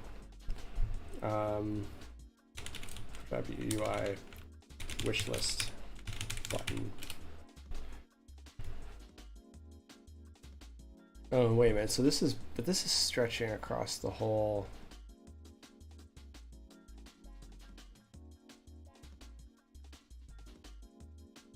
Man, I might end up resizing this right now. That prospect does not make me happy. Classic trimming the yak scenario.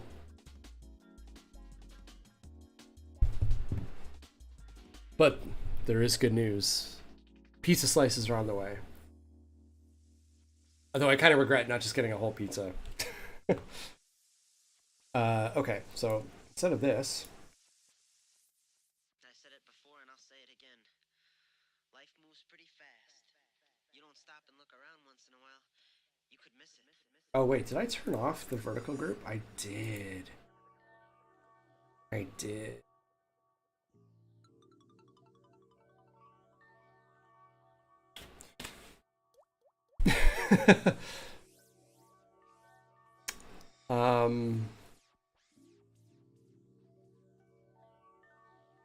In the interest of not doing this right now, because it's such a not a great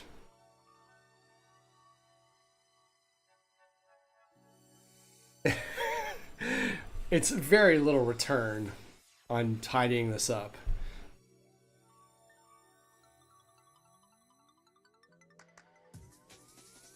Oh good, I did leave early access separate. Or wait, or did I? No, I'm gonna have to do a logo change too. Which reminds me too, if I'm gonna do way too many thoughts going through my brain right now. Okay. So I think what I'm gonna do here is let's go look at where are the version info? The version info, where is the version info? I think this is what I'm gonna do. I think I'm gonna do wishlist button.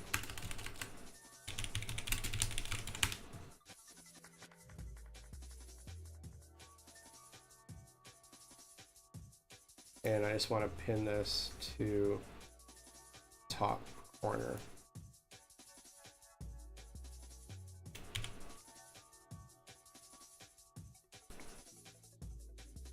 And I'm just going to make this big or whatever. UI image. I'll add the button piece later, I think. This is fine for now. Wish list. Let's just set as native size. That feels like it might be a bit big. Observe aspect.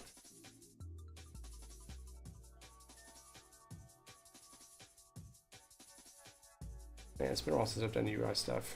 I think I'm mixing up. I want to do this like the Figma way, where I want to just like make it. Okay, well, let's just do that.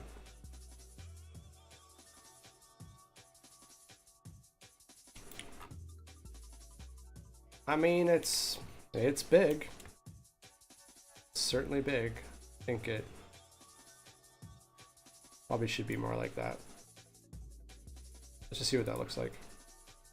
I don't know, that's aggressive. Like, I feel like the transparency is not where I want it to be.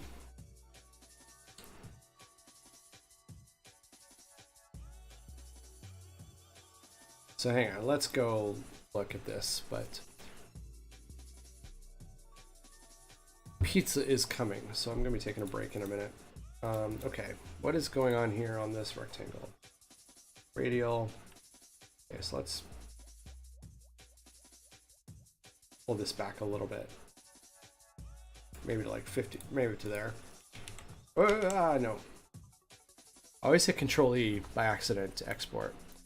Yes. I think it's a Sketch thing, or maybe a Adobe XD thing. I mean, that's cool. I think it needs a... Hang on. Let's bring that back a little bit. I think it's just the... It's just this fill needed to go to like 10, 12, 10%. Export. Yes, I do want to replace it.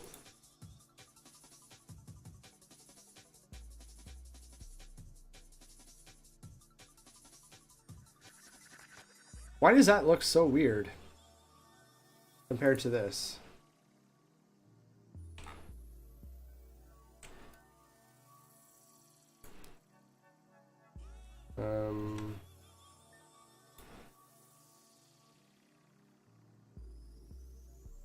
I'm just gonna make this like 40%.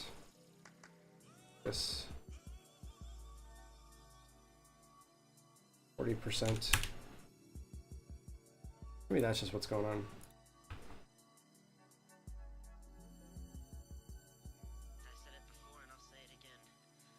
Life moves pretty fast. You don't stop and look around once in a while, you could miss it.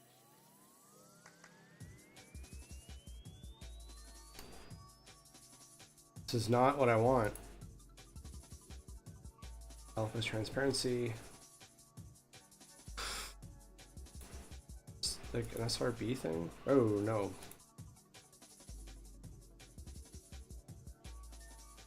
Oh wait, do I have an inner shadow on this? Hang on. Maybe that's what's making things funky.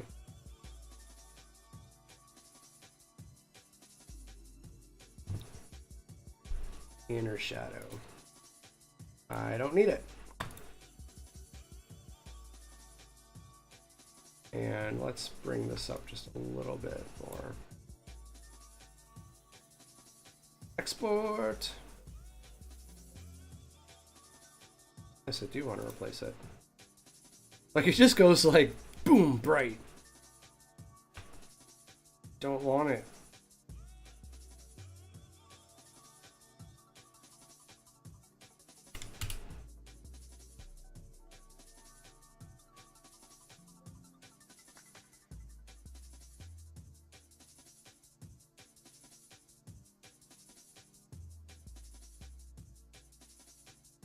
Why does it look so... Oh, wait a minute.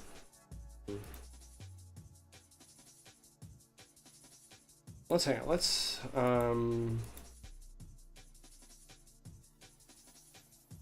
going to name this to the wish list. The wish list zone. Because I'm going to change this to be a vertical layout group.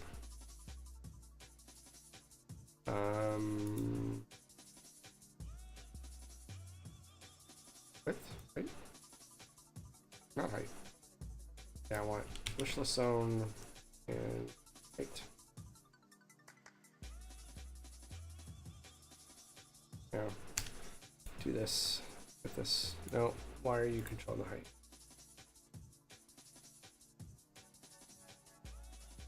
Yeah, control the width. Okay, and then this, let's test out this Discord button too.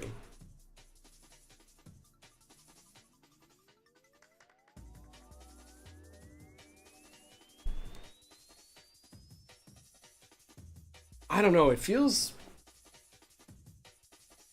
out of place. So I think the Steam button feels out of place. I think I need to apply the same style as the Discord button. I also want to look at this Discord button.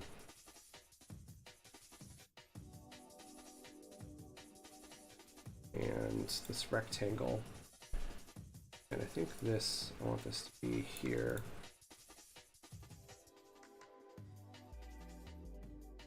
Yes. Yeah, it's a little bit better. If I was to do like, well, I need to change how these are set up, but if I was to do UI image that's just, I don't know, whatever the purple is. Discord purple.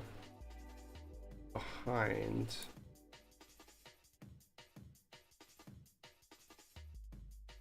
Even if it's not fully. I just want a little touch on hover. Yeah, that would be good. Okay, I gotta go get my pizza. Be right back.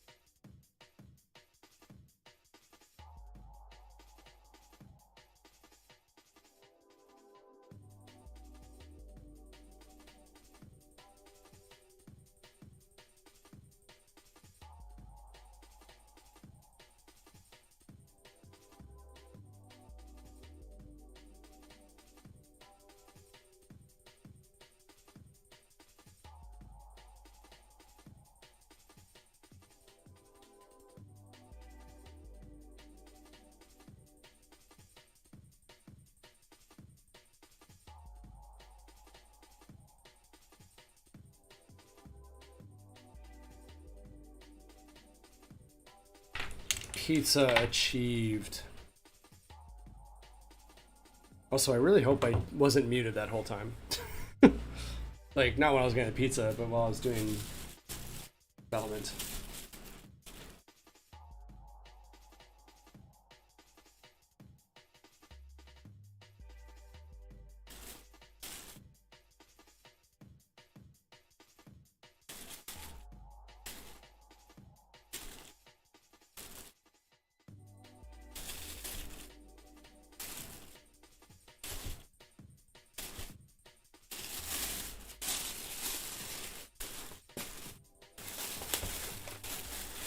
Oh god, it's taped together.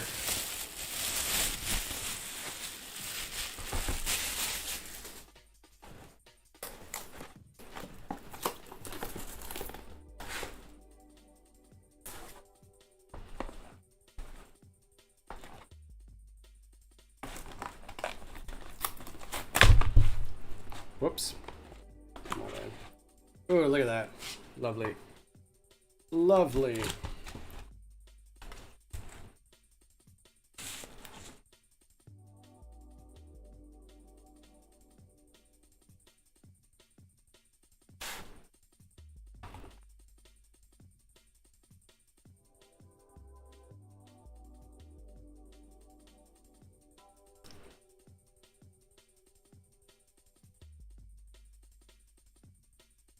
Yeah, I think I'm gonna have to redo this whole interface.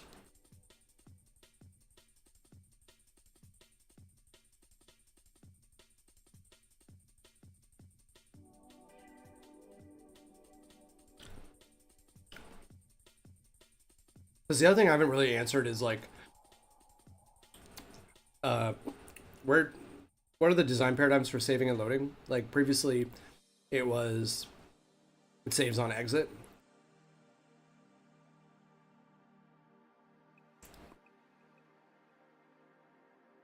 But I don't think that's what it is anymore.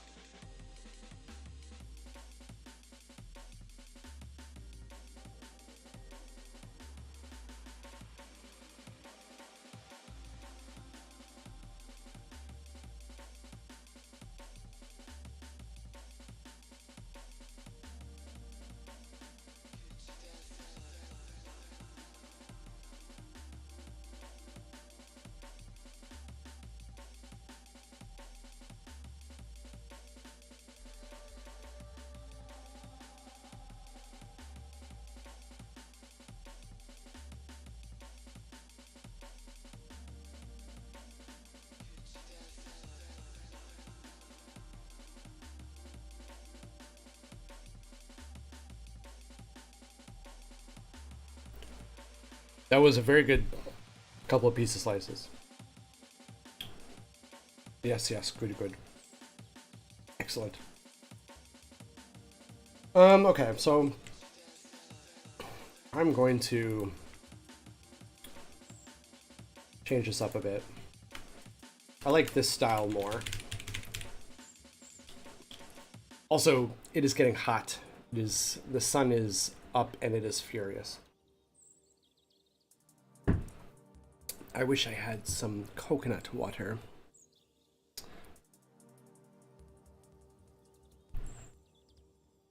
Okay, so let's change this to peace. There's more colors there, aren't there? That. This. I want to this. This. I want this. This. This. I want this. Nope. I don't want it to be that.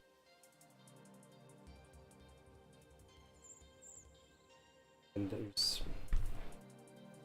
an effect hiding in here somewhere.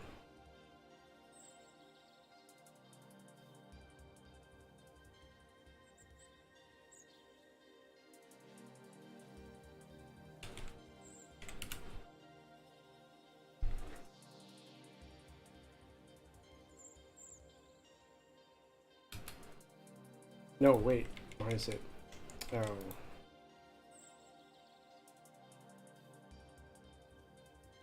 Can't just override that. Hang on.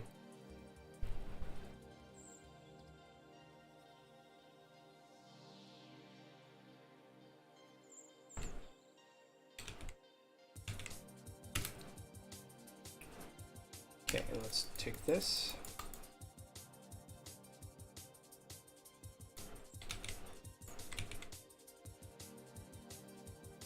Okay, let's see what this. Let's see if this is better.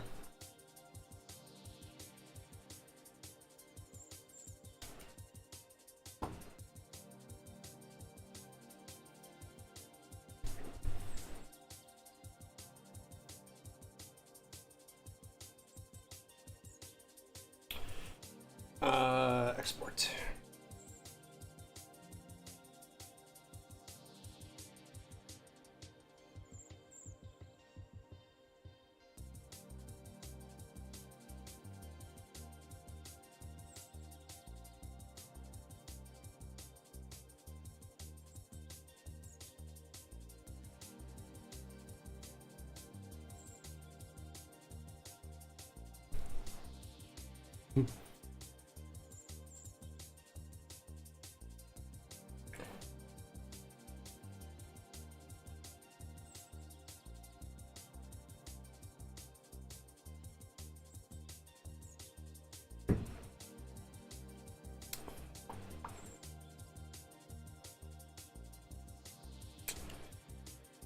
Kind of had the same problem.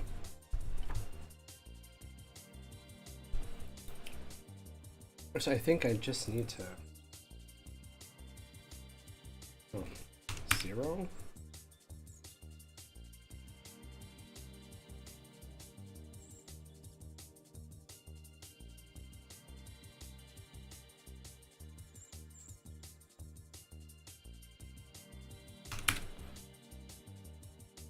And maybe handle this a second image.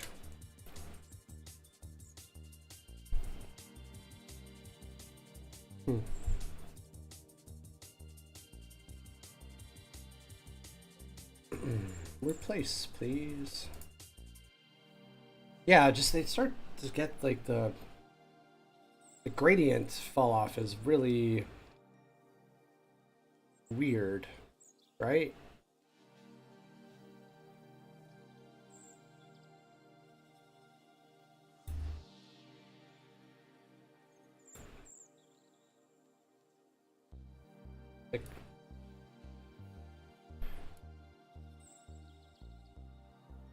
Like it's weird, right? Like it just flubs the gradients. It seems if I put like the background in, it's gonna be fine, and like just make this like on hover change just a little bit. It's still very like circular and not right?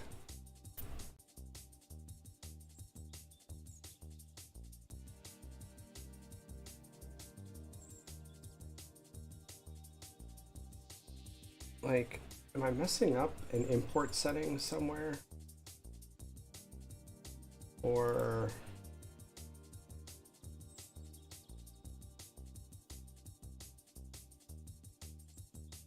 that almost made it worse.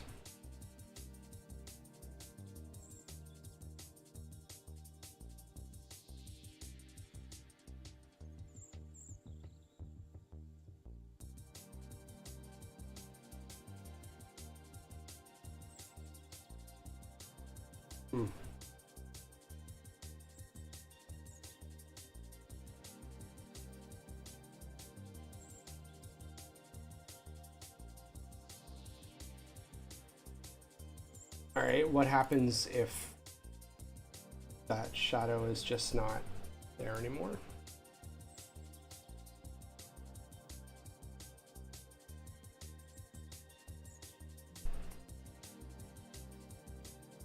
I keep clicking into the wrong thing. Actually, that might be the best one. That might be the best one.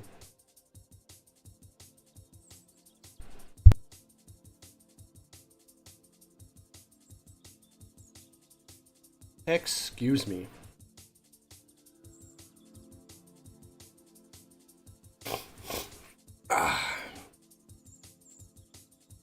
Close this curtain a little bit. Sun's getting a little bit intense. Oh, I'm still in BRB mode. Shit. That's not fun. Okay, so I like the...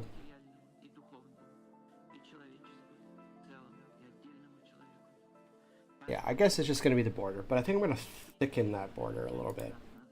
Let's go back to this guy. Let's go to the rectangle.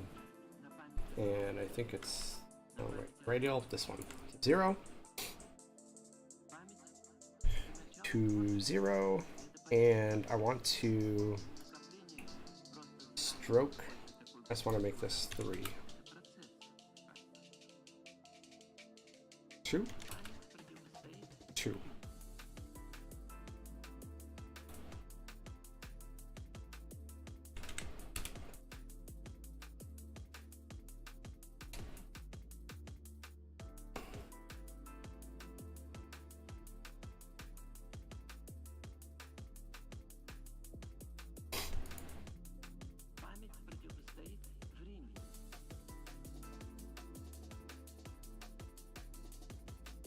Let's just get rid of this for now.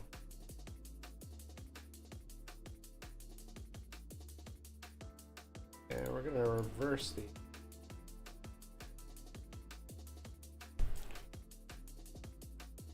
I mean, they certainly have the punch.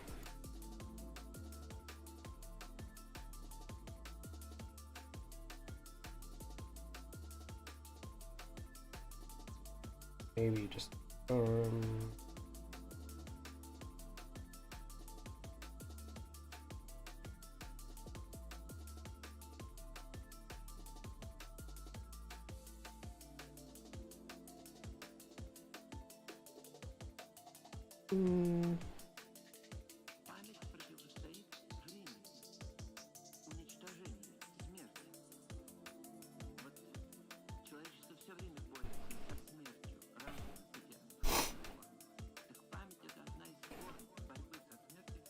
So I think what I'll do is I take the lines, also put it. I put it down here or something.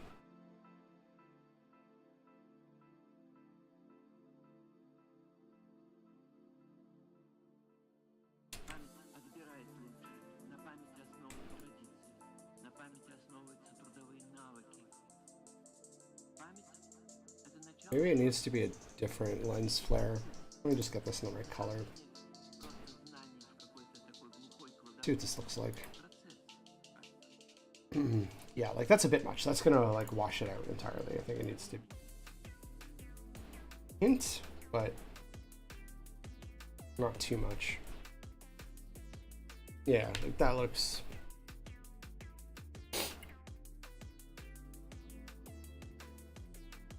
I think that looks good. I wanted to look at this. Wait a minute, what?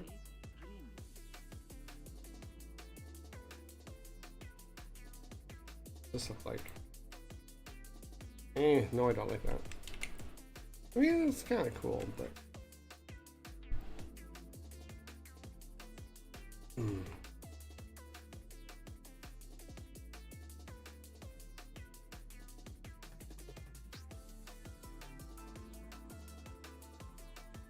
Yeah. I like that a bit more. In fact, I could even eventually. Where's the anchor for this? Right here. I can like bring it down a little bit.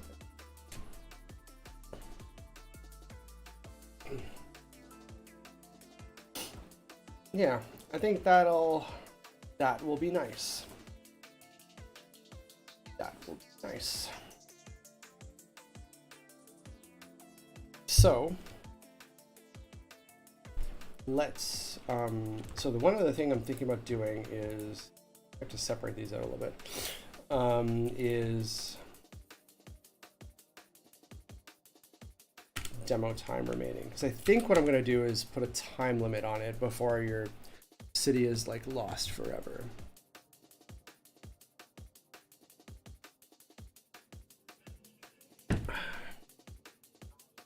So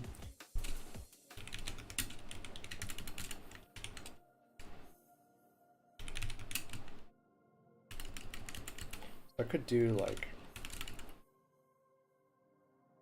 15, 23.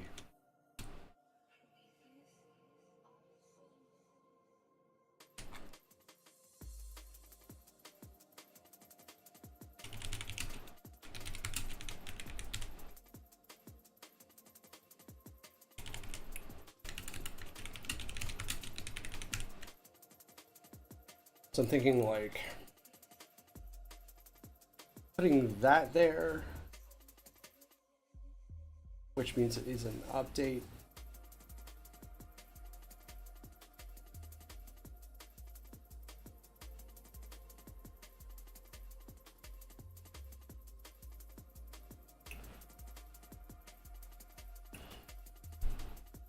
Actually, let me just, okay, we've already saved this. Let's just see what this looks like with the UI scaling.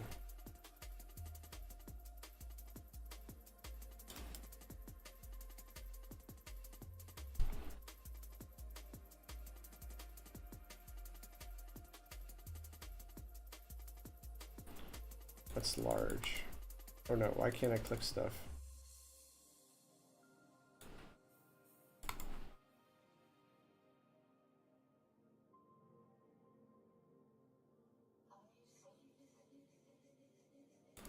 Why can't I?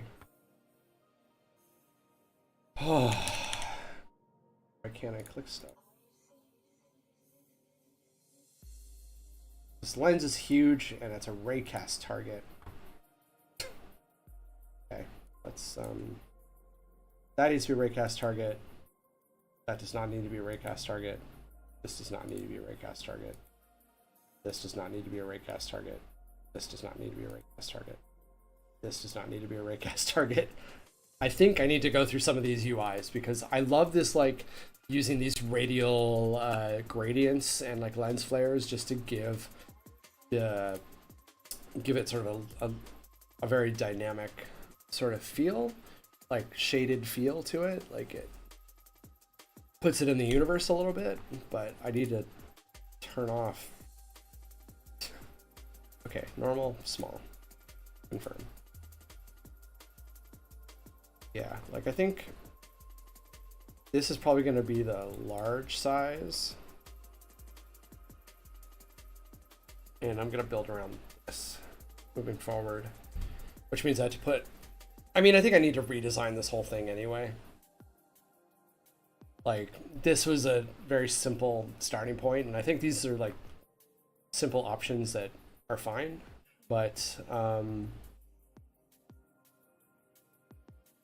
need to rethink this a little bit. But actually just noticing that the lens flare shifted a little bit. I need to look at that as well.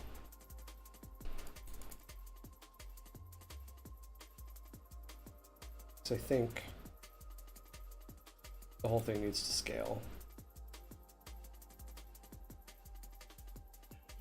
I think it needs to.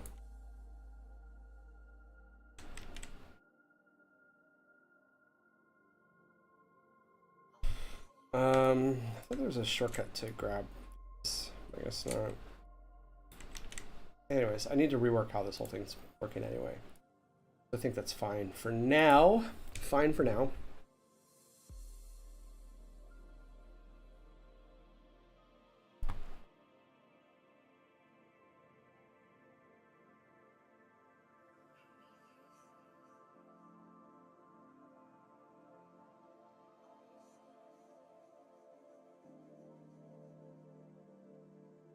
This was the thing I needed to go and fix yesterday. Like I started building this elevation thing. Also, like I am dropping frames and stuff. Like my computer's struggling.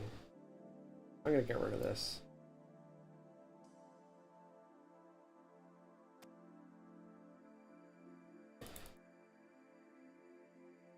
There we go.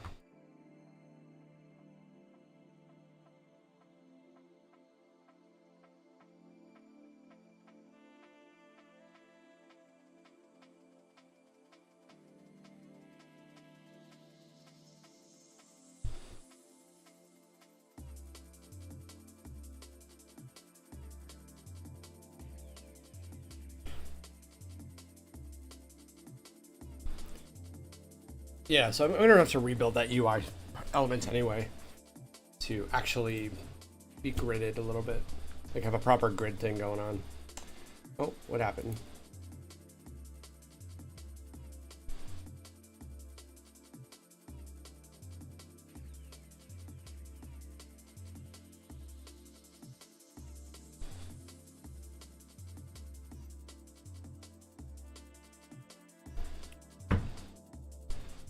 Yeah, okay, so let's get this UI element set up how I want it.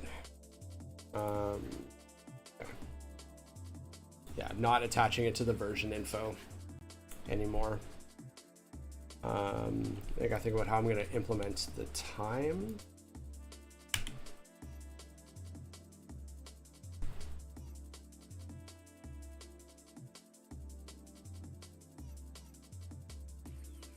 Like, actually, I wonder if this should be.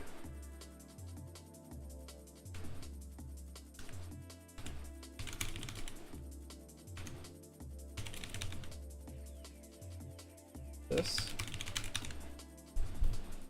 That actually feels better, to be honest. I think this feels better.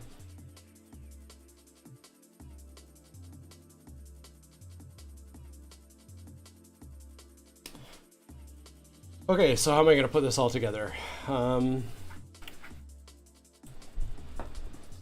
Yeah, so I think it just needs to be its own element. Maybe it needs to animate in after, but it's just going to be its own element. Somewhere, where's the, there it is.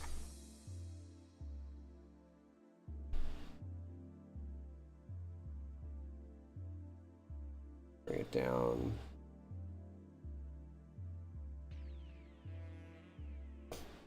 Down here.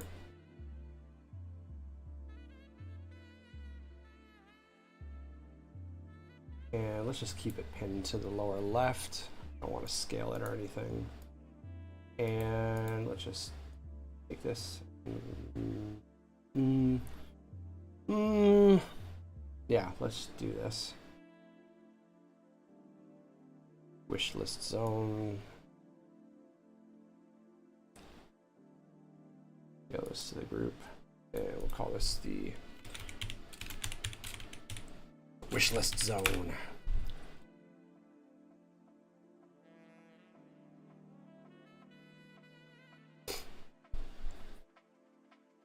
Okay, so now I need to actually set these up as buttons. So let's just go and remove this for now.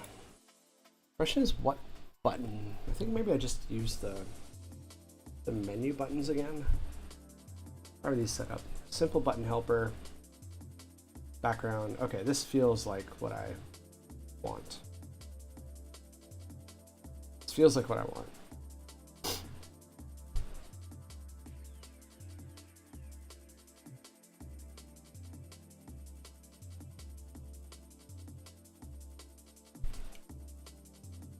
So let's select that prefab and let's kill these menu button. And let's height.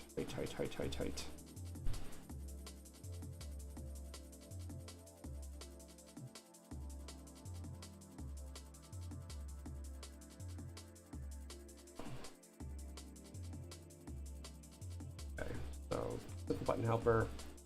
Oh yeah, so I need to just make a background of this. So I need to bring this over here. I need to, wait, how are these? This is inside. So I think it should be fine. So basically this needs to be white. Need to get rid of this shit.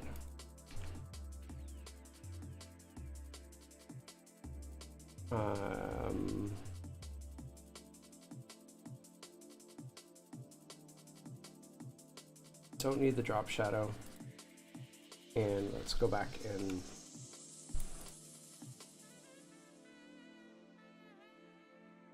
fill. I feel like I need to use this. Actually, I think it's fine. Okay, that's fine. This needs to be white. This needs to be brighter. Demo button fill. Export.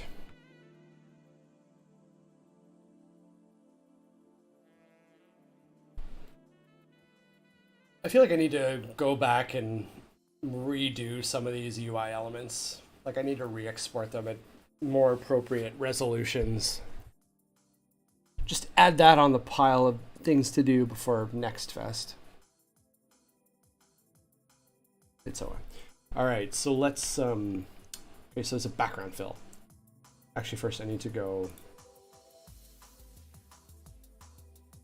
UI. This button fill needs to be sprite. Okay, so this background fill, we want this to be the wish list. The demo wish list button. No, not that one. Button fill. We want this to be minty. With this the mint green. And just slight, like, yeah, just a little twofer. The text, turning that off. Because this is actually going to be, right, is there another image? Background border. Oh, so wait a minute, I don't even need that. So let's do, this is the wish list button.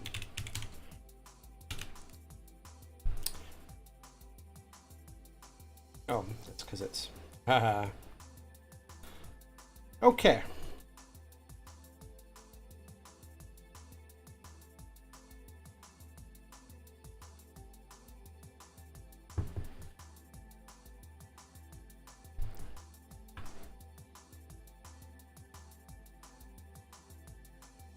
I'm actually tempted to, wait, where, oh yeah, the lens. I feel like I should maybe pin this to the button instead. And just pin it. or no, make it resize. But I think that might be better for the resizing of the interface. We'll see. I'll have to test it out.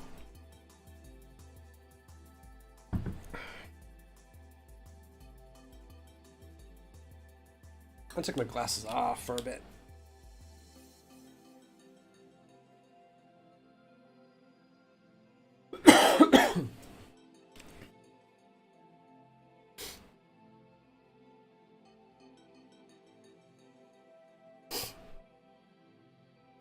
So let's see, lens flare, which means I could even put that in the button so that it lights up a little bit. That would be cool. That'd be very cool. Hella cool. Okay. So, let's see, the background, the text we don't care about. Get out of here. But what we want is the background border. Actually, no, we don't care about the background border either.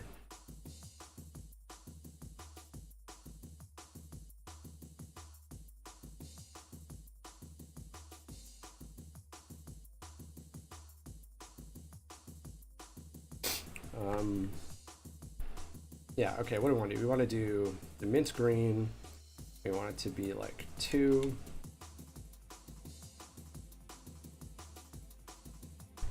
And I'm actually, hang on, I'm tempted to try this just on a lark. Let's make the alpha a little bit denser, like in here. Select a color, press color. Yeah, let's make it all the same. Paste, audio button helper, highlighted tap. That all looks pretty good. To me.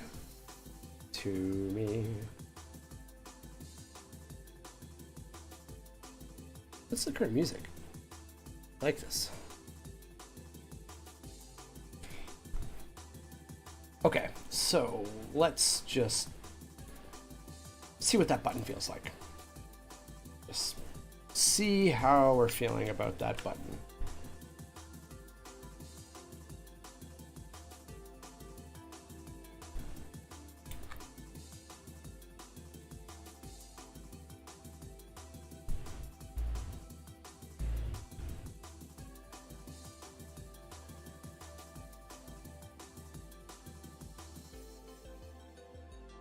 No, like I think I want it to be the other way.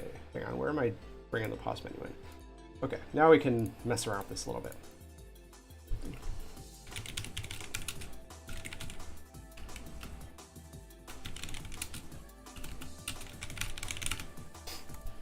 Oh, why did I rename that? I was going to do it again.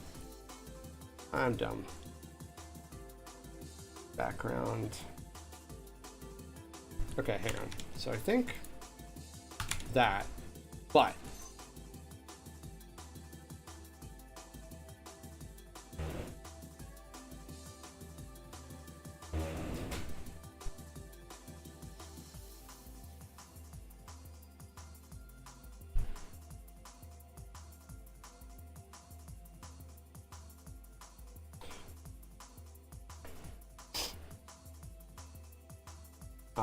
okay, so I want to point this at the border. And I'm not doing a color change, I just want an offset. So this is going to stay the same.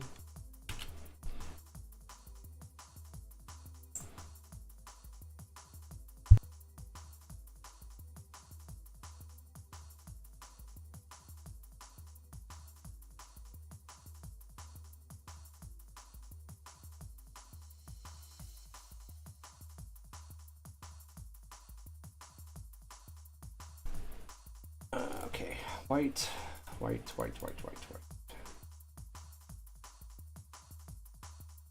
Just want to see how this works. I'll have to put it back later, but yeah, what does this feel like? Between startup failed. Sick.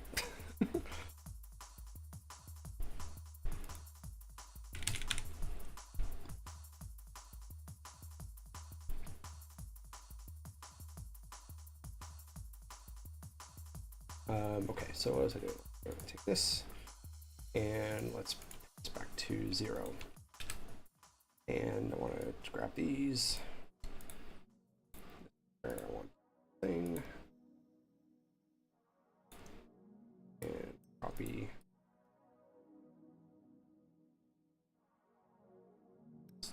To move up. And so yeah, I think that's -5, -5. And let's just wish list our demo version information. Save that.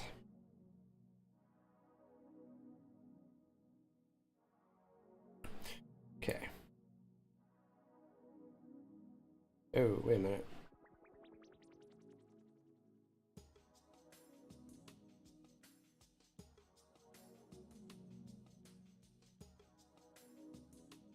Why does it feel so weirdly stiff?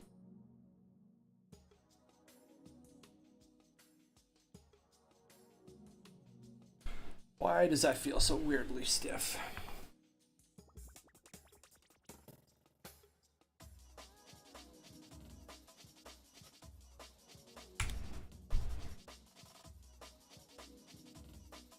Quad, animation duration.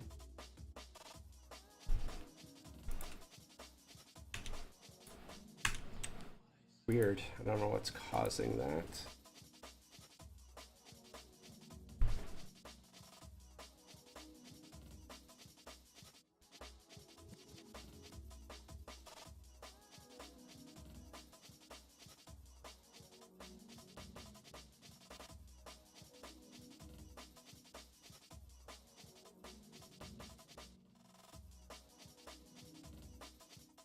I mean, I guess that's fine.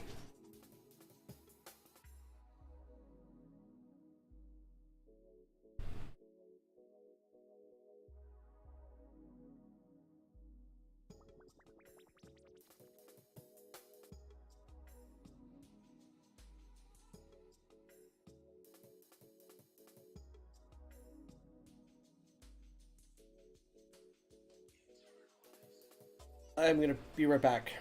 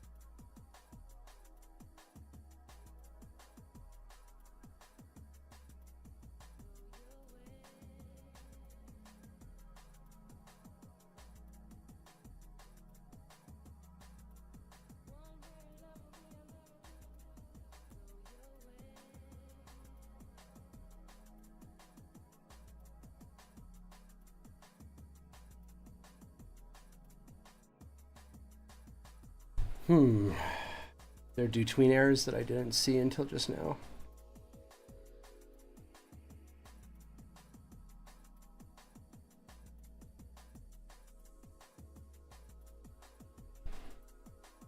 I think that was just the city do tween pool doubling. That's fine. So let's see here. Let's add another button. I'll actually get the buttons hooked up to do things in a bit. Just because I need to do some programming there just to figure out how it knows it's in demo mode.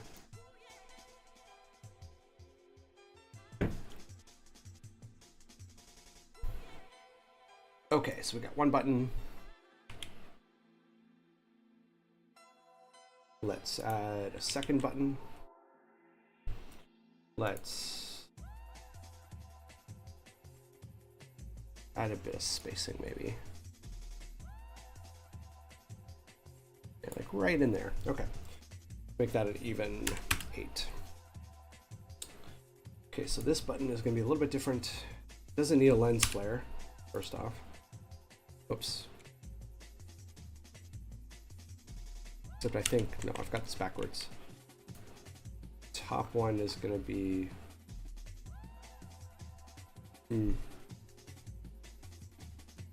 Yeah, the top one's going to be Discord button. Should be good. Okay. Whoop. Move some stuff around here. Okay. So let's see. Let's rename this so I don't get confused again. Discord. Raise the question if I still need the other Discord button, but whatever. Figure that out later. Wishlist button. Okay, so what do I want to do here? Fill. Oh, I need to get Discord blurple. I just need to get the hex code for the Discord blurple, the Discord corporate color, and put that in here. And leave the text off. The background border is going to be the Discord button now. And I think that's, oh no, I need to actually go and update these button values. Match the colors.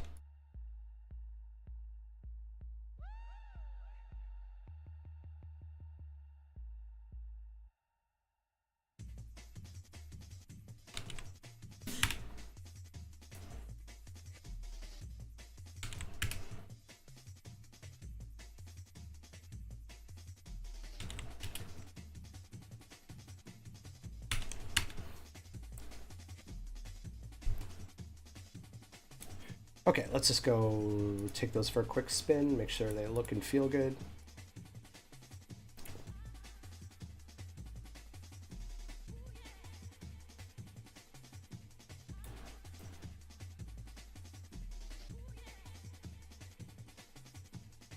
Nice.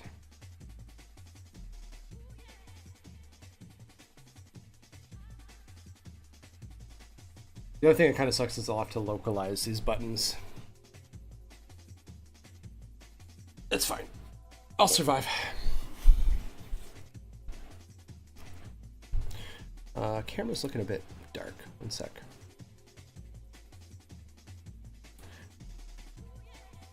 Bump that exposure.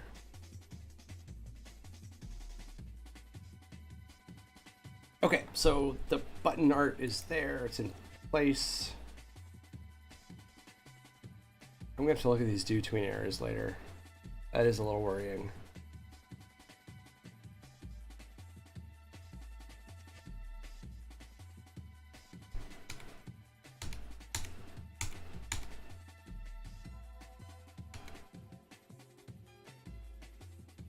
Yeah, something in the buttons is not happy. Set log behavior default. The do tween. utility. Wait. Log behavior.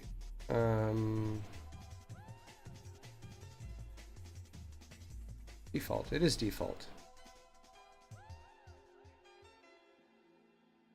Startup errors. Okay, I'm gonna come back to this once I get everything else hooked up. That seems to be a do tween thing with the buttons though, which is not good. Because if I just quit like this, it... Oh, no. Okay, so I think that's coming from the city. The cityscape. I've just got some bad tweens in there. Which makes sense. I've done a bunch of work there. And there's just like a bunch of placeholder scaling and things, so... yeah, alright.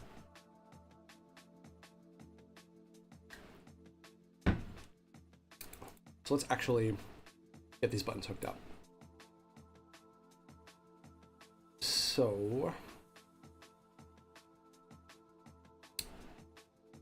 how do I want to do this? Okay, so I think let's flip over to Rider.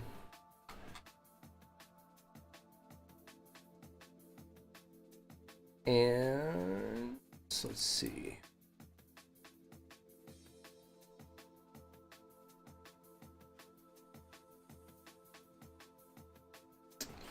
Where should this live?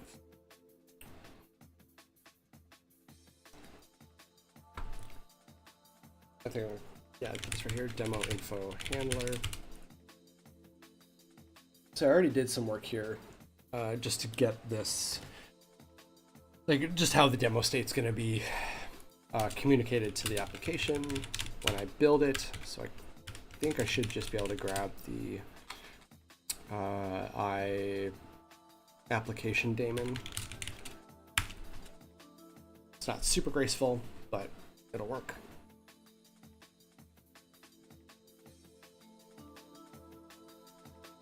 So daemon.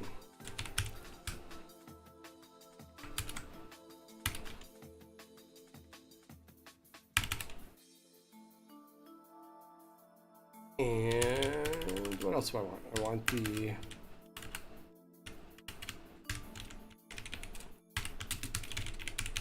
serialized field on the text mesh. So the text mesh, and I'm gonna want the buttons, serialized field, private button, or wait, the wish list button, and the Discord button. I feel like I'm already doing the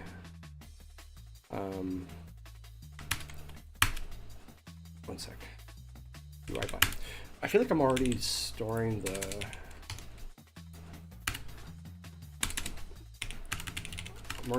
Discord link somewhere because it's in the pause menu already, so it must be somewhere.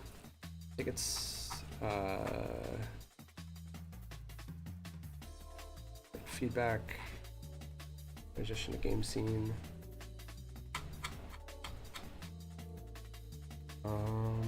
Where would I have put that? Yeah, it's in the system service config.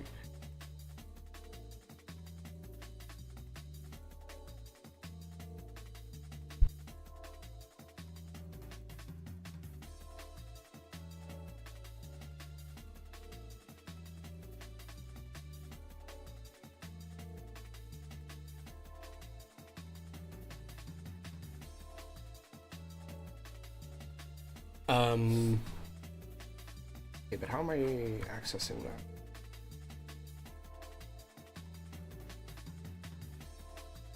Oh, there's an open Discord function that's being called. Okay.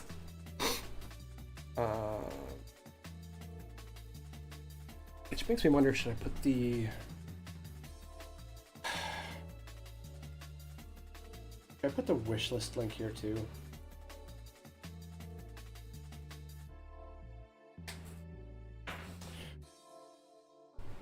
Yeah, I think that makes sense, just to centralize it a little bit.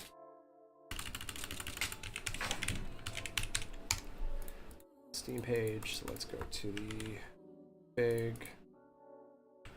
Okay, so the voids within website, Discord invite link. Steam store link.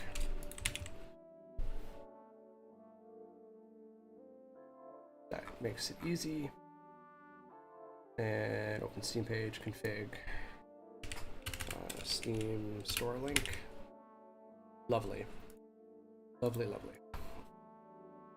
Okay, so that means I can probably go to this application daemon and just kill the... Or, wait, do I want to...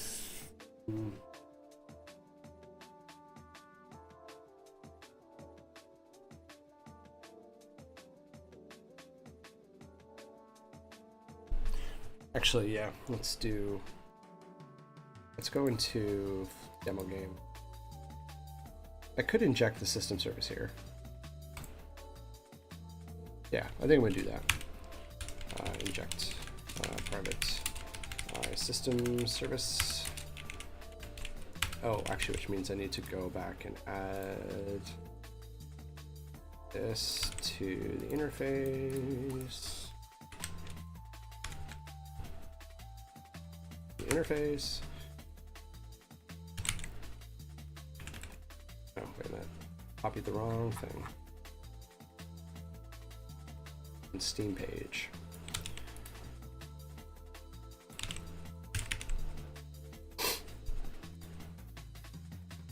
Okay, so demo game daemon.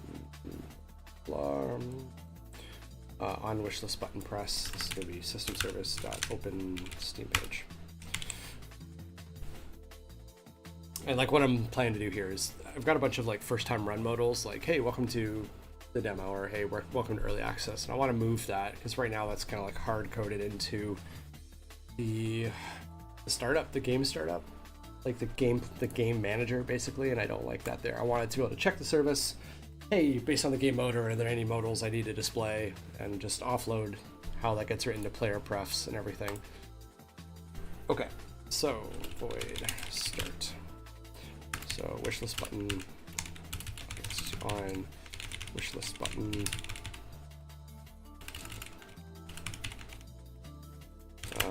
Void on Discord button.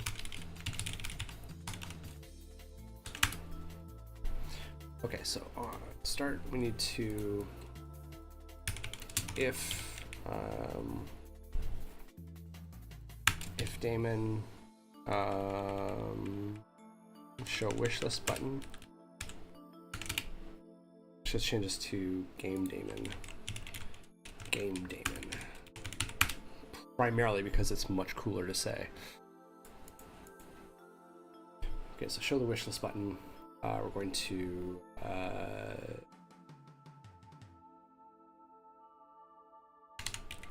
disable this basically. Game object set active. Game object set active false, and return. We don't care. Otherwise, we're going to wishlist button on click, add listener on wishlist button.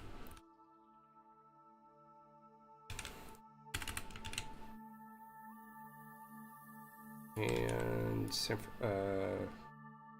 for the Discord button on click, add listener on Discord button, which means I also need the system service coming in here.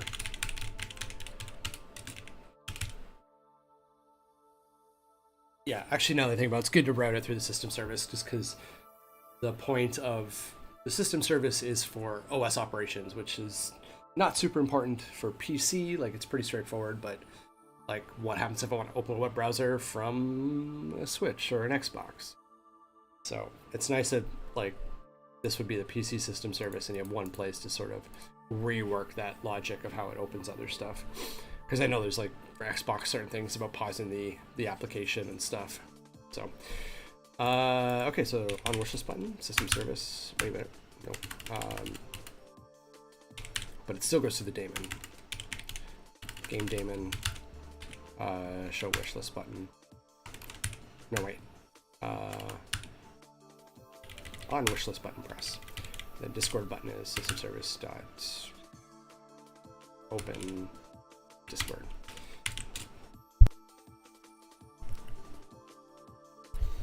Cool. So the other thing is there's going to be this timer.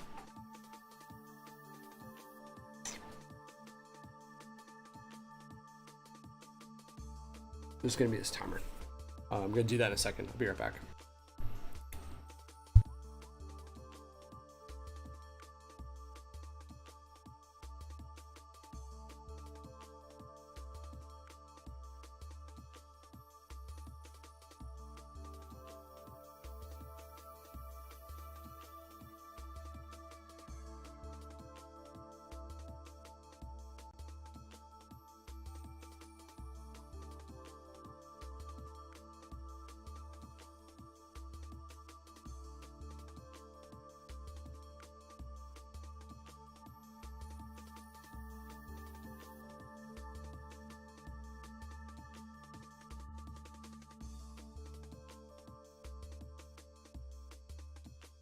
We're back.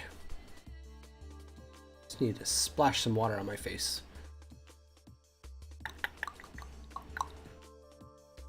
Okay, so this is now the setup for this. So, sorry, setting up the timer. So we got text. Let's also set up a string here for the timer text pattern. Which I think I'm going to set up like color is white, timer,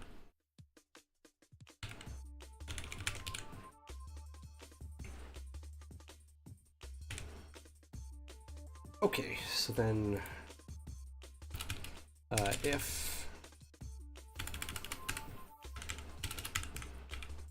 if game daemon is time limited, we're going to get the text mesh, and we're going to hang on. Oh wait, I think I also need to add like a new line like that. So I want to get the text mesh text, and I want to just do the original text. Oh, but wait, this might break the. Hang on, let's go look at the. Hang on. Let's not do this here. I don't want to do this here anymore. This doesn't make sense. It's ridiculous. What was I thinking? This is nice. This is simple. I'll be able to test this in a minute. But for now, let's flip over to. What am I doing version?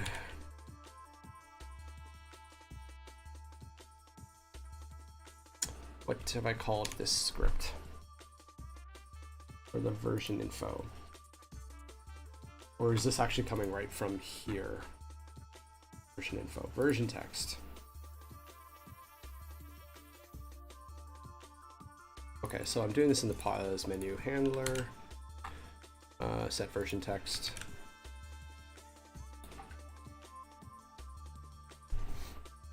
Eventually I'll need to localize this, but okay, so let's do var text equals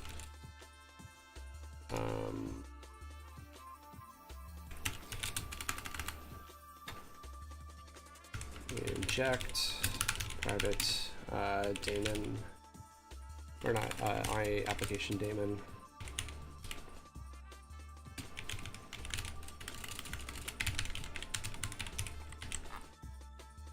If game daemon is time limited. I think I'm only going to put this on the pause menu. I'm not going to do this on the startup. For some reason, it just feels right. The text.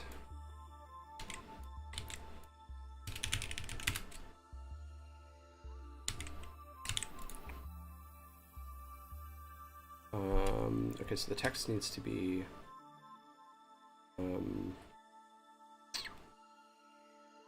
demo resets in some unit of time. game daemon time remaining. So I need to take a float and just turn it into a different format. I'll ask ChatGPT how to do that in a second. Never remember the string patterning. Bar text demo resets in that. And let's add a new line. And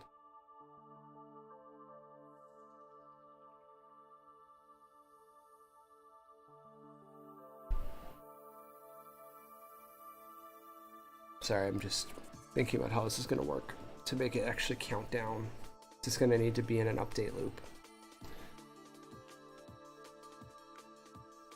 Okay, well, private string version text. Need to cache this. So version text equals color equals white, demo resets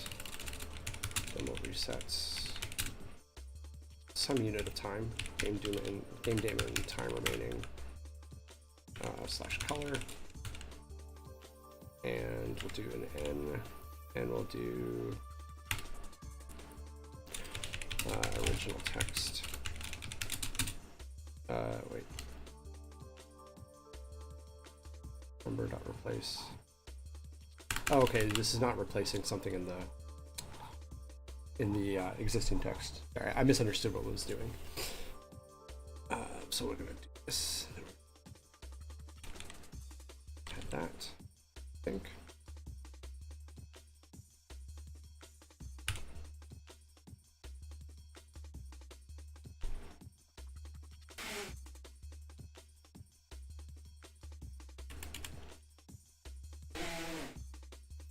Else version text. There. And this basically needs to mesh.text equals version text. I think that makes sense. I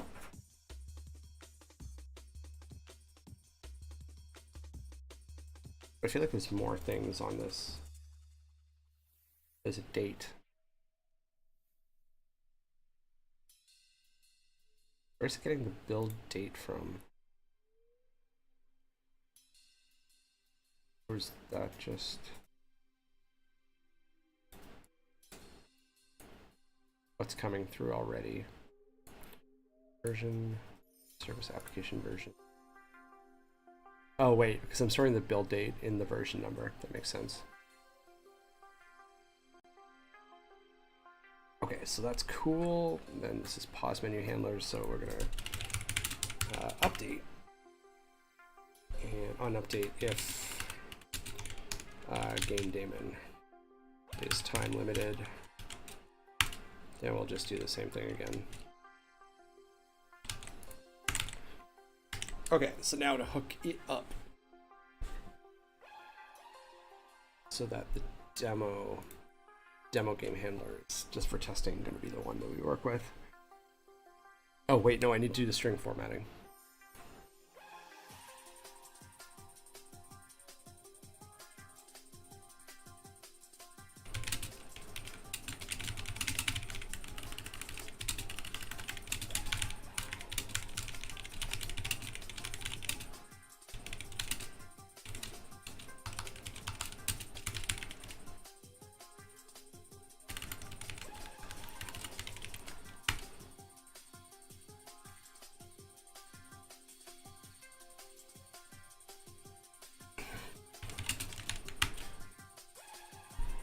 So I'm just looking up the string formatting.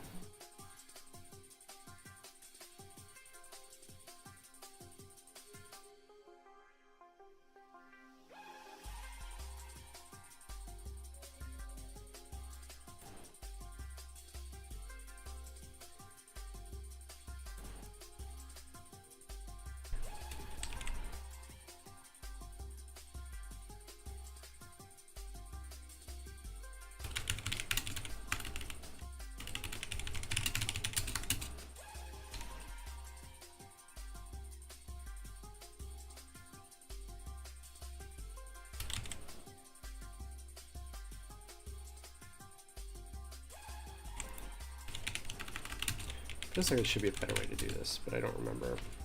Can't be bothered right now. Game Daemon, time remaining.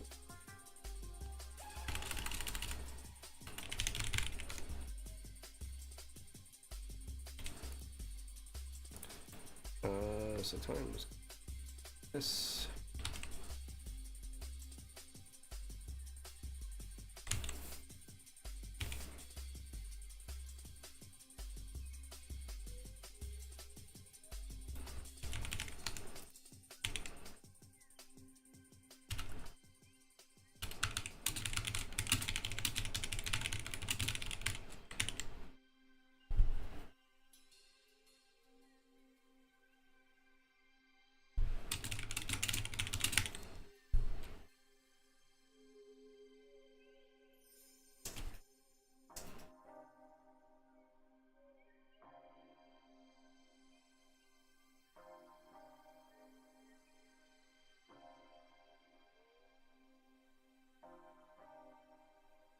Okay, so now I need to just make sure that this is going to put the daemon in, so initialize tick. We haven't done anything with end demo yet. On first grade, we haven't done anything. Steam page. So what's this box? True, time, limited.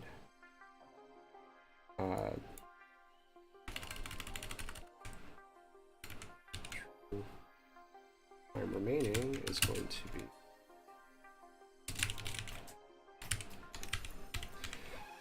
time remaining is going to be demo length in seconds minus time that real time since startup. Okay, let's just see how that works. Application installer. I want to just rework how it does this. So let's just change this to demo game daemon for now. Add a to-do here for later.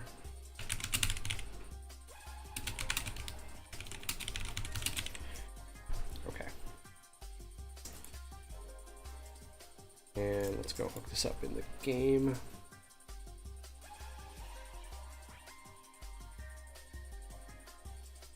Actually, wait, what did I set the demo time to be?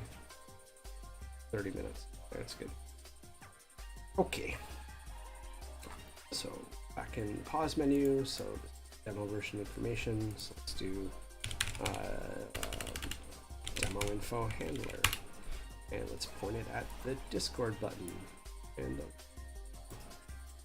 save that, and away we go.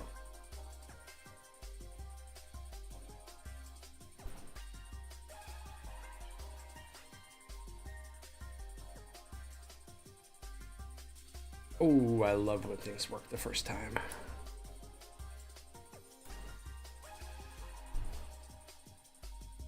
That's the right version number. This should open Discord link. Did in another window. This should open Steam. No, it didn't because I haven't given it a link yet.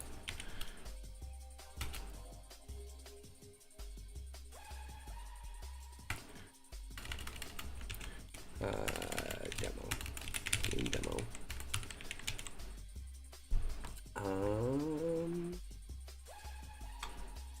Config. Yeah, Steam store link. This. Except for me, the editor. Let's just some normal link. Normal link.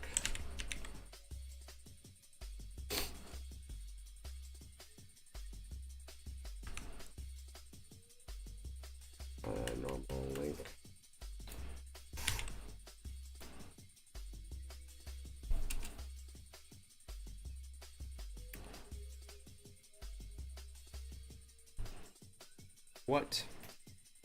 What?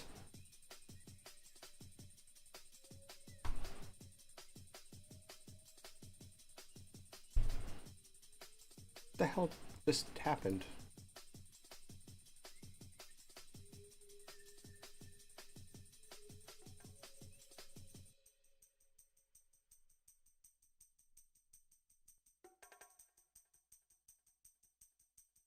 Why does that seem like the whole thing blew up? Guess I'm restarting Unity. That was weird.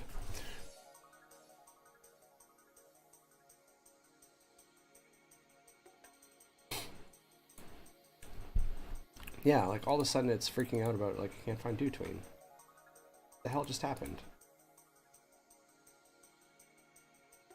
Yeah, lost all reference to DoTween out of nowhere.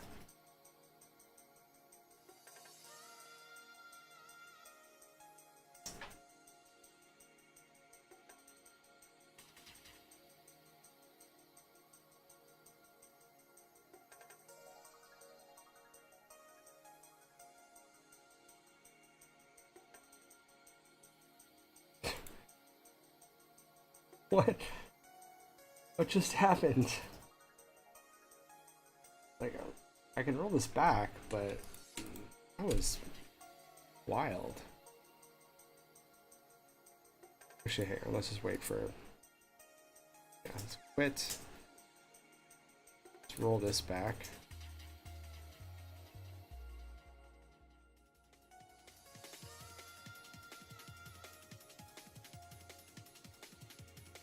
Did I just hit a button while I had the DoTween screen open?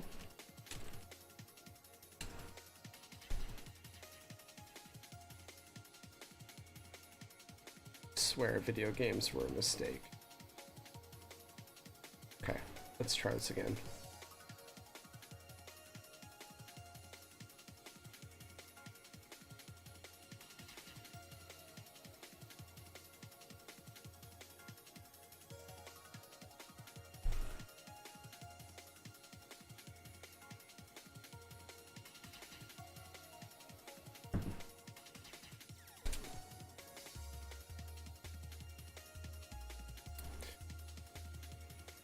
That was really bizarre. Yeah, now it's coming back to life. I must have hit delete.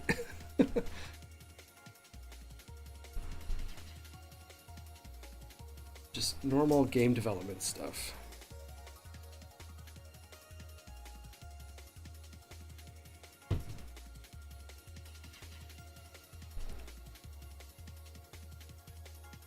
Okay. What was I doing? What was I doing? I was testing something.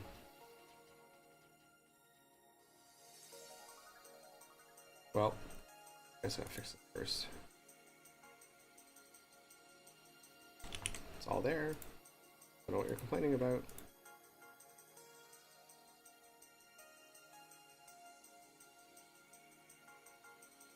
On.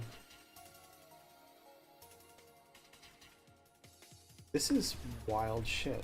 What is going on?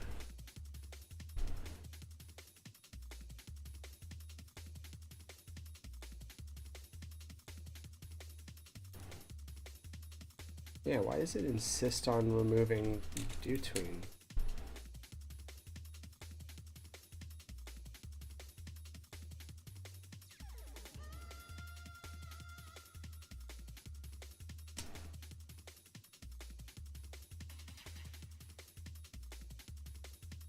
Any other DoTween files that could have changed?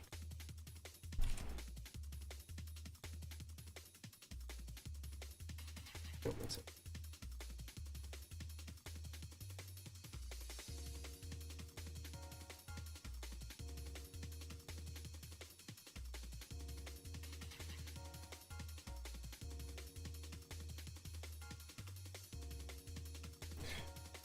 Yeah, well,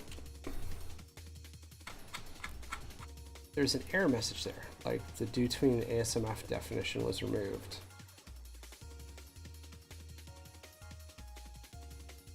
I really would like to see what that error was.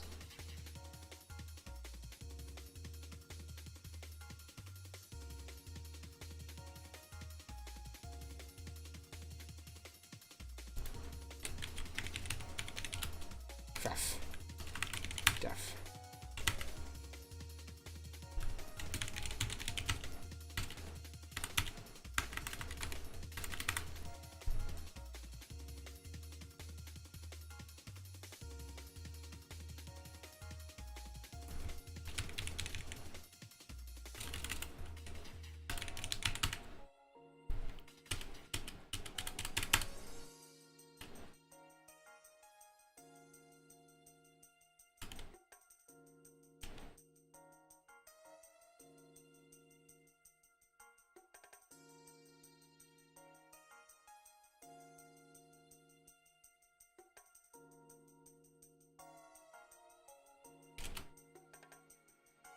Okay.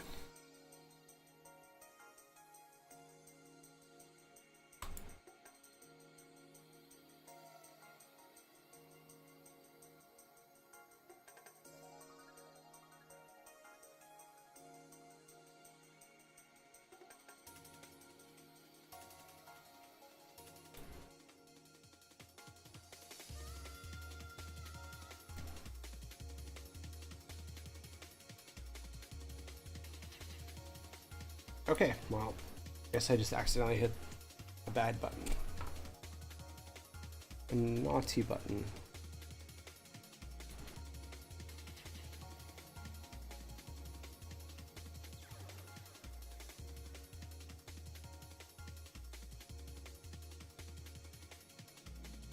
Let me just make this size.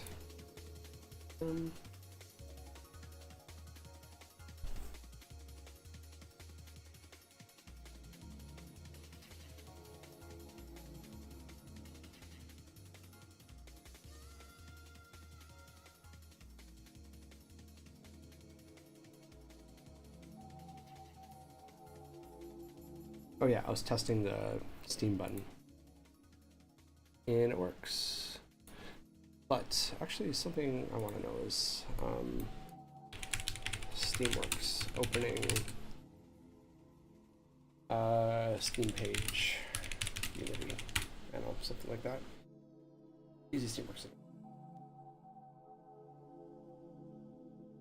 Because I just want to open this. Oh, wait a minute, this is more than.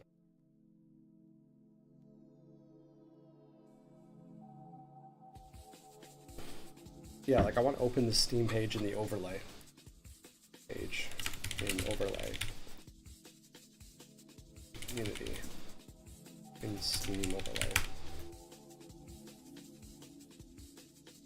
Steam overlay is not visible in Unity under 2016, so this is a bit out of date. Activate.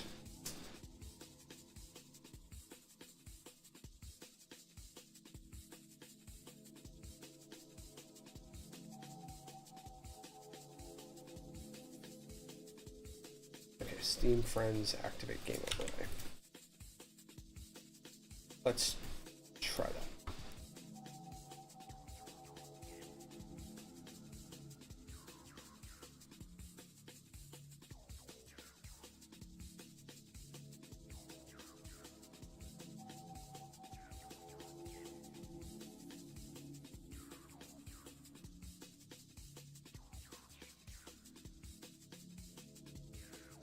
Okay, so system service, which I'm kind of treating as, is this where I initialize Steam? Yes.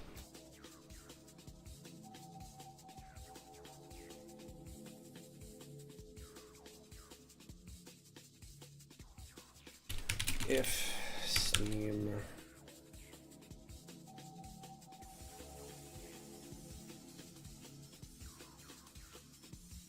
how does it decide? How did I decide how I'm enabling Steam?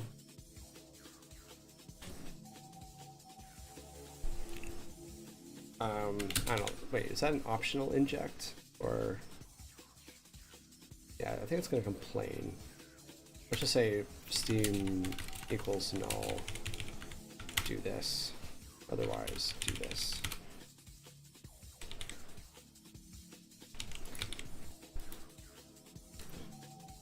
That's cool. Well, I'll be able to try that out on the next build.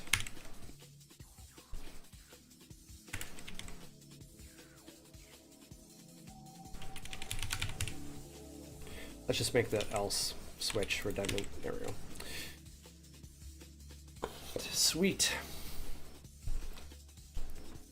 But just for shits and giggles, let's see if that does anything. Look if that breaks anything in the editor.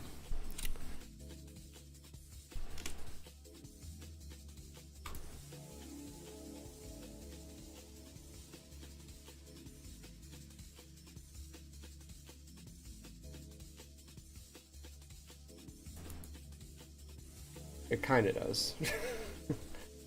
Oh no, it doesn't. It works.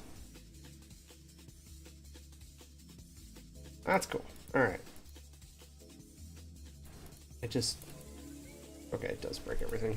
Tab. There we go. Maybe I should disable that in editor mode, just to be safe. Okay, cool. I'm gonna commit at least some of this. Oh no, I want to test the other daemon.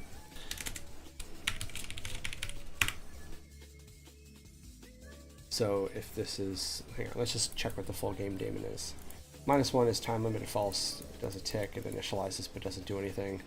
There's no wish list button press on first game run. Oh, I do want to move the modals here. But maybe that's my next light development task. Okay, so I think that makes sense, that should work. Oh.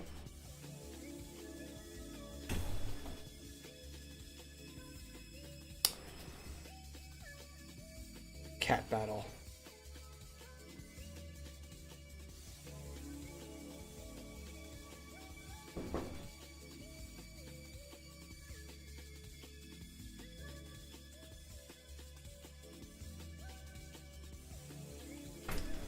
Come on.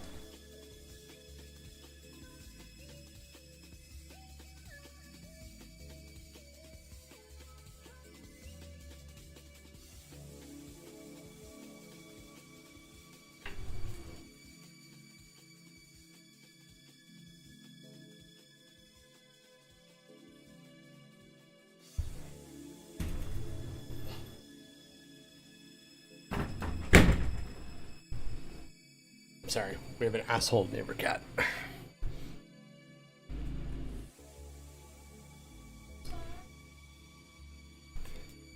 Okay, so full game daemon. So this, if this is working properly, this should disable the wishlist buttons. There should be no demo timer. I think that's it, just for now. I gotta add modals and stuff back in, but should do it.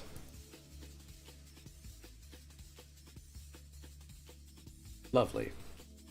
Beautiful. I love it. Working as intended.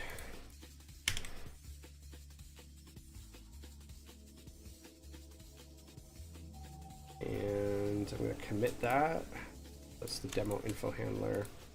Still working on the tile elevator stuff. I'm going to hold on to that for now. We're going to add these buttons. We're going to try to... I'm just going to commit between just and hope that I don't break anything. That's really bizarre. System services, need to go in, application installer, pause menu handler, the daemons, the pause prefab, oops. Pause fab, and the config assets. So this is added basic demo version functionality. I still need to add a build menu support that'll add that script define, add that directive so that it doesn't so it activates features rather. And then yeah, I need to decide if saving and loading and how that's going to work in a demo version. But I think what I'll do is disable them both. I think is the easiest way to do it. And the city just resets and you start again. Maybe time freezes in photo mode and you can like take some photos of it. But when you leave photo mode, it's gone forever. I kind of like that. I just need to add extra logic to like not allow time to restart, I guess. Or maybe time can restart. It doesn't matter. You just can't build. You can't switch back.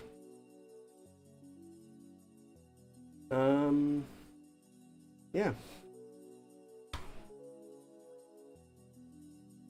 So I think with that,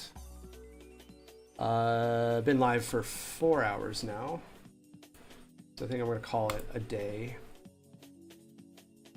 Do some more focused programming work this afternoon. But if you are following along, this is what I've been working on. Dystopica. It's a little chill cyberpunk city toy. Planning to make its first appearance at Next Fest in February, early February. And yeah, we'll be excited to show it off. So thanks for hanging out. Thanks for suffering through some do-tween issues and assembly compilation issues. And yeah, see you next time.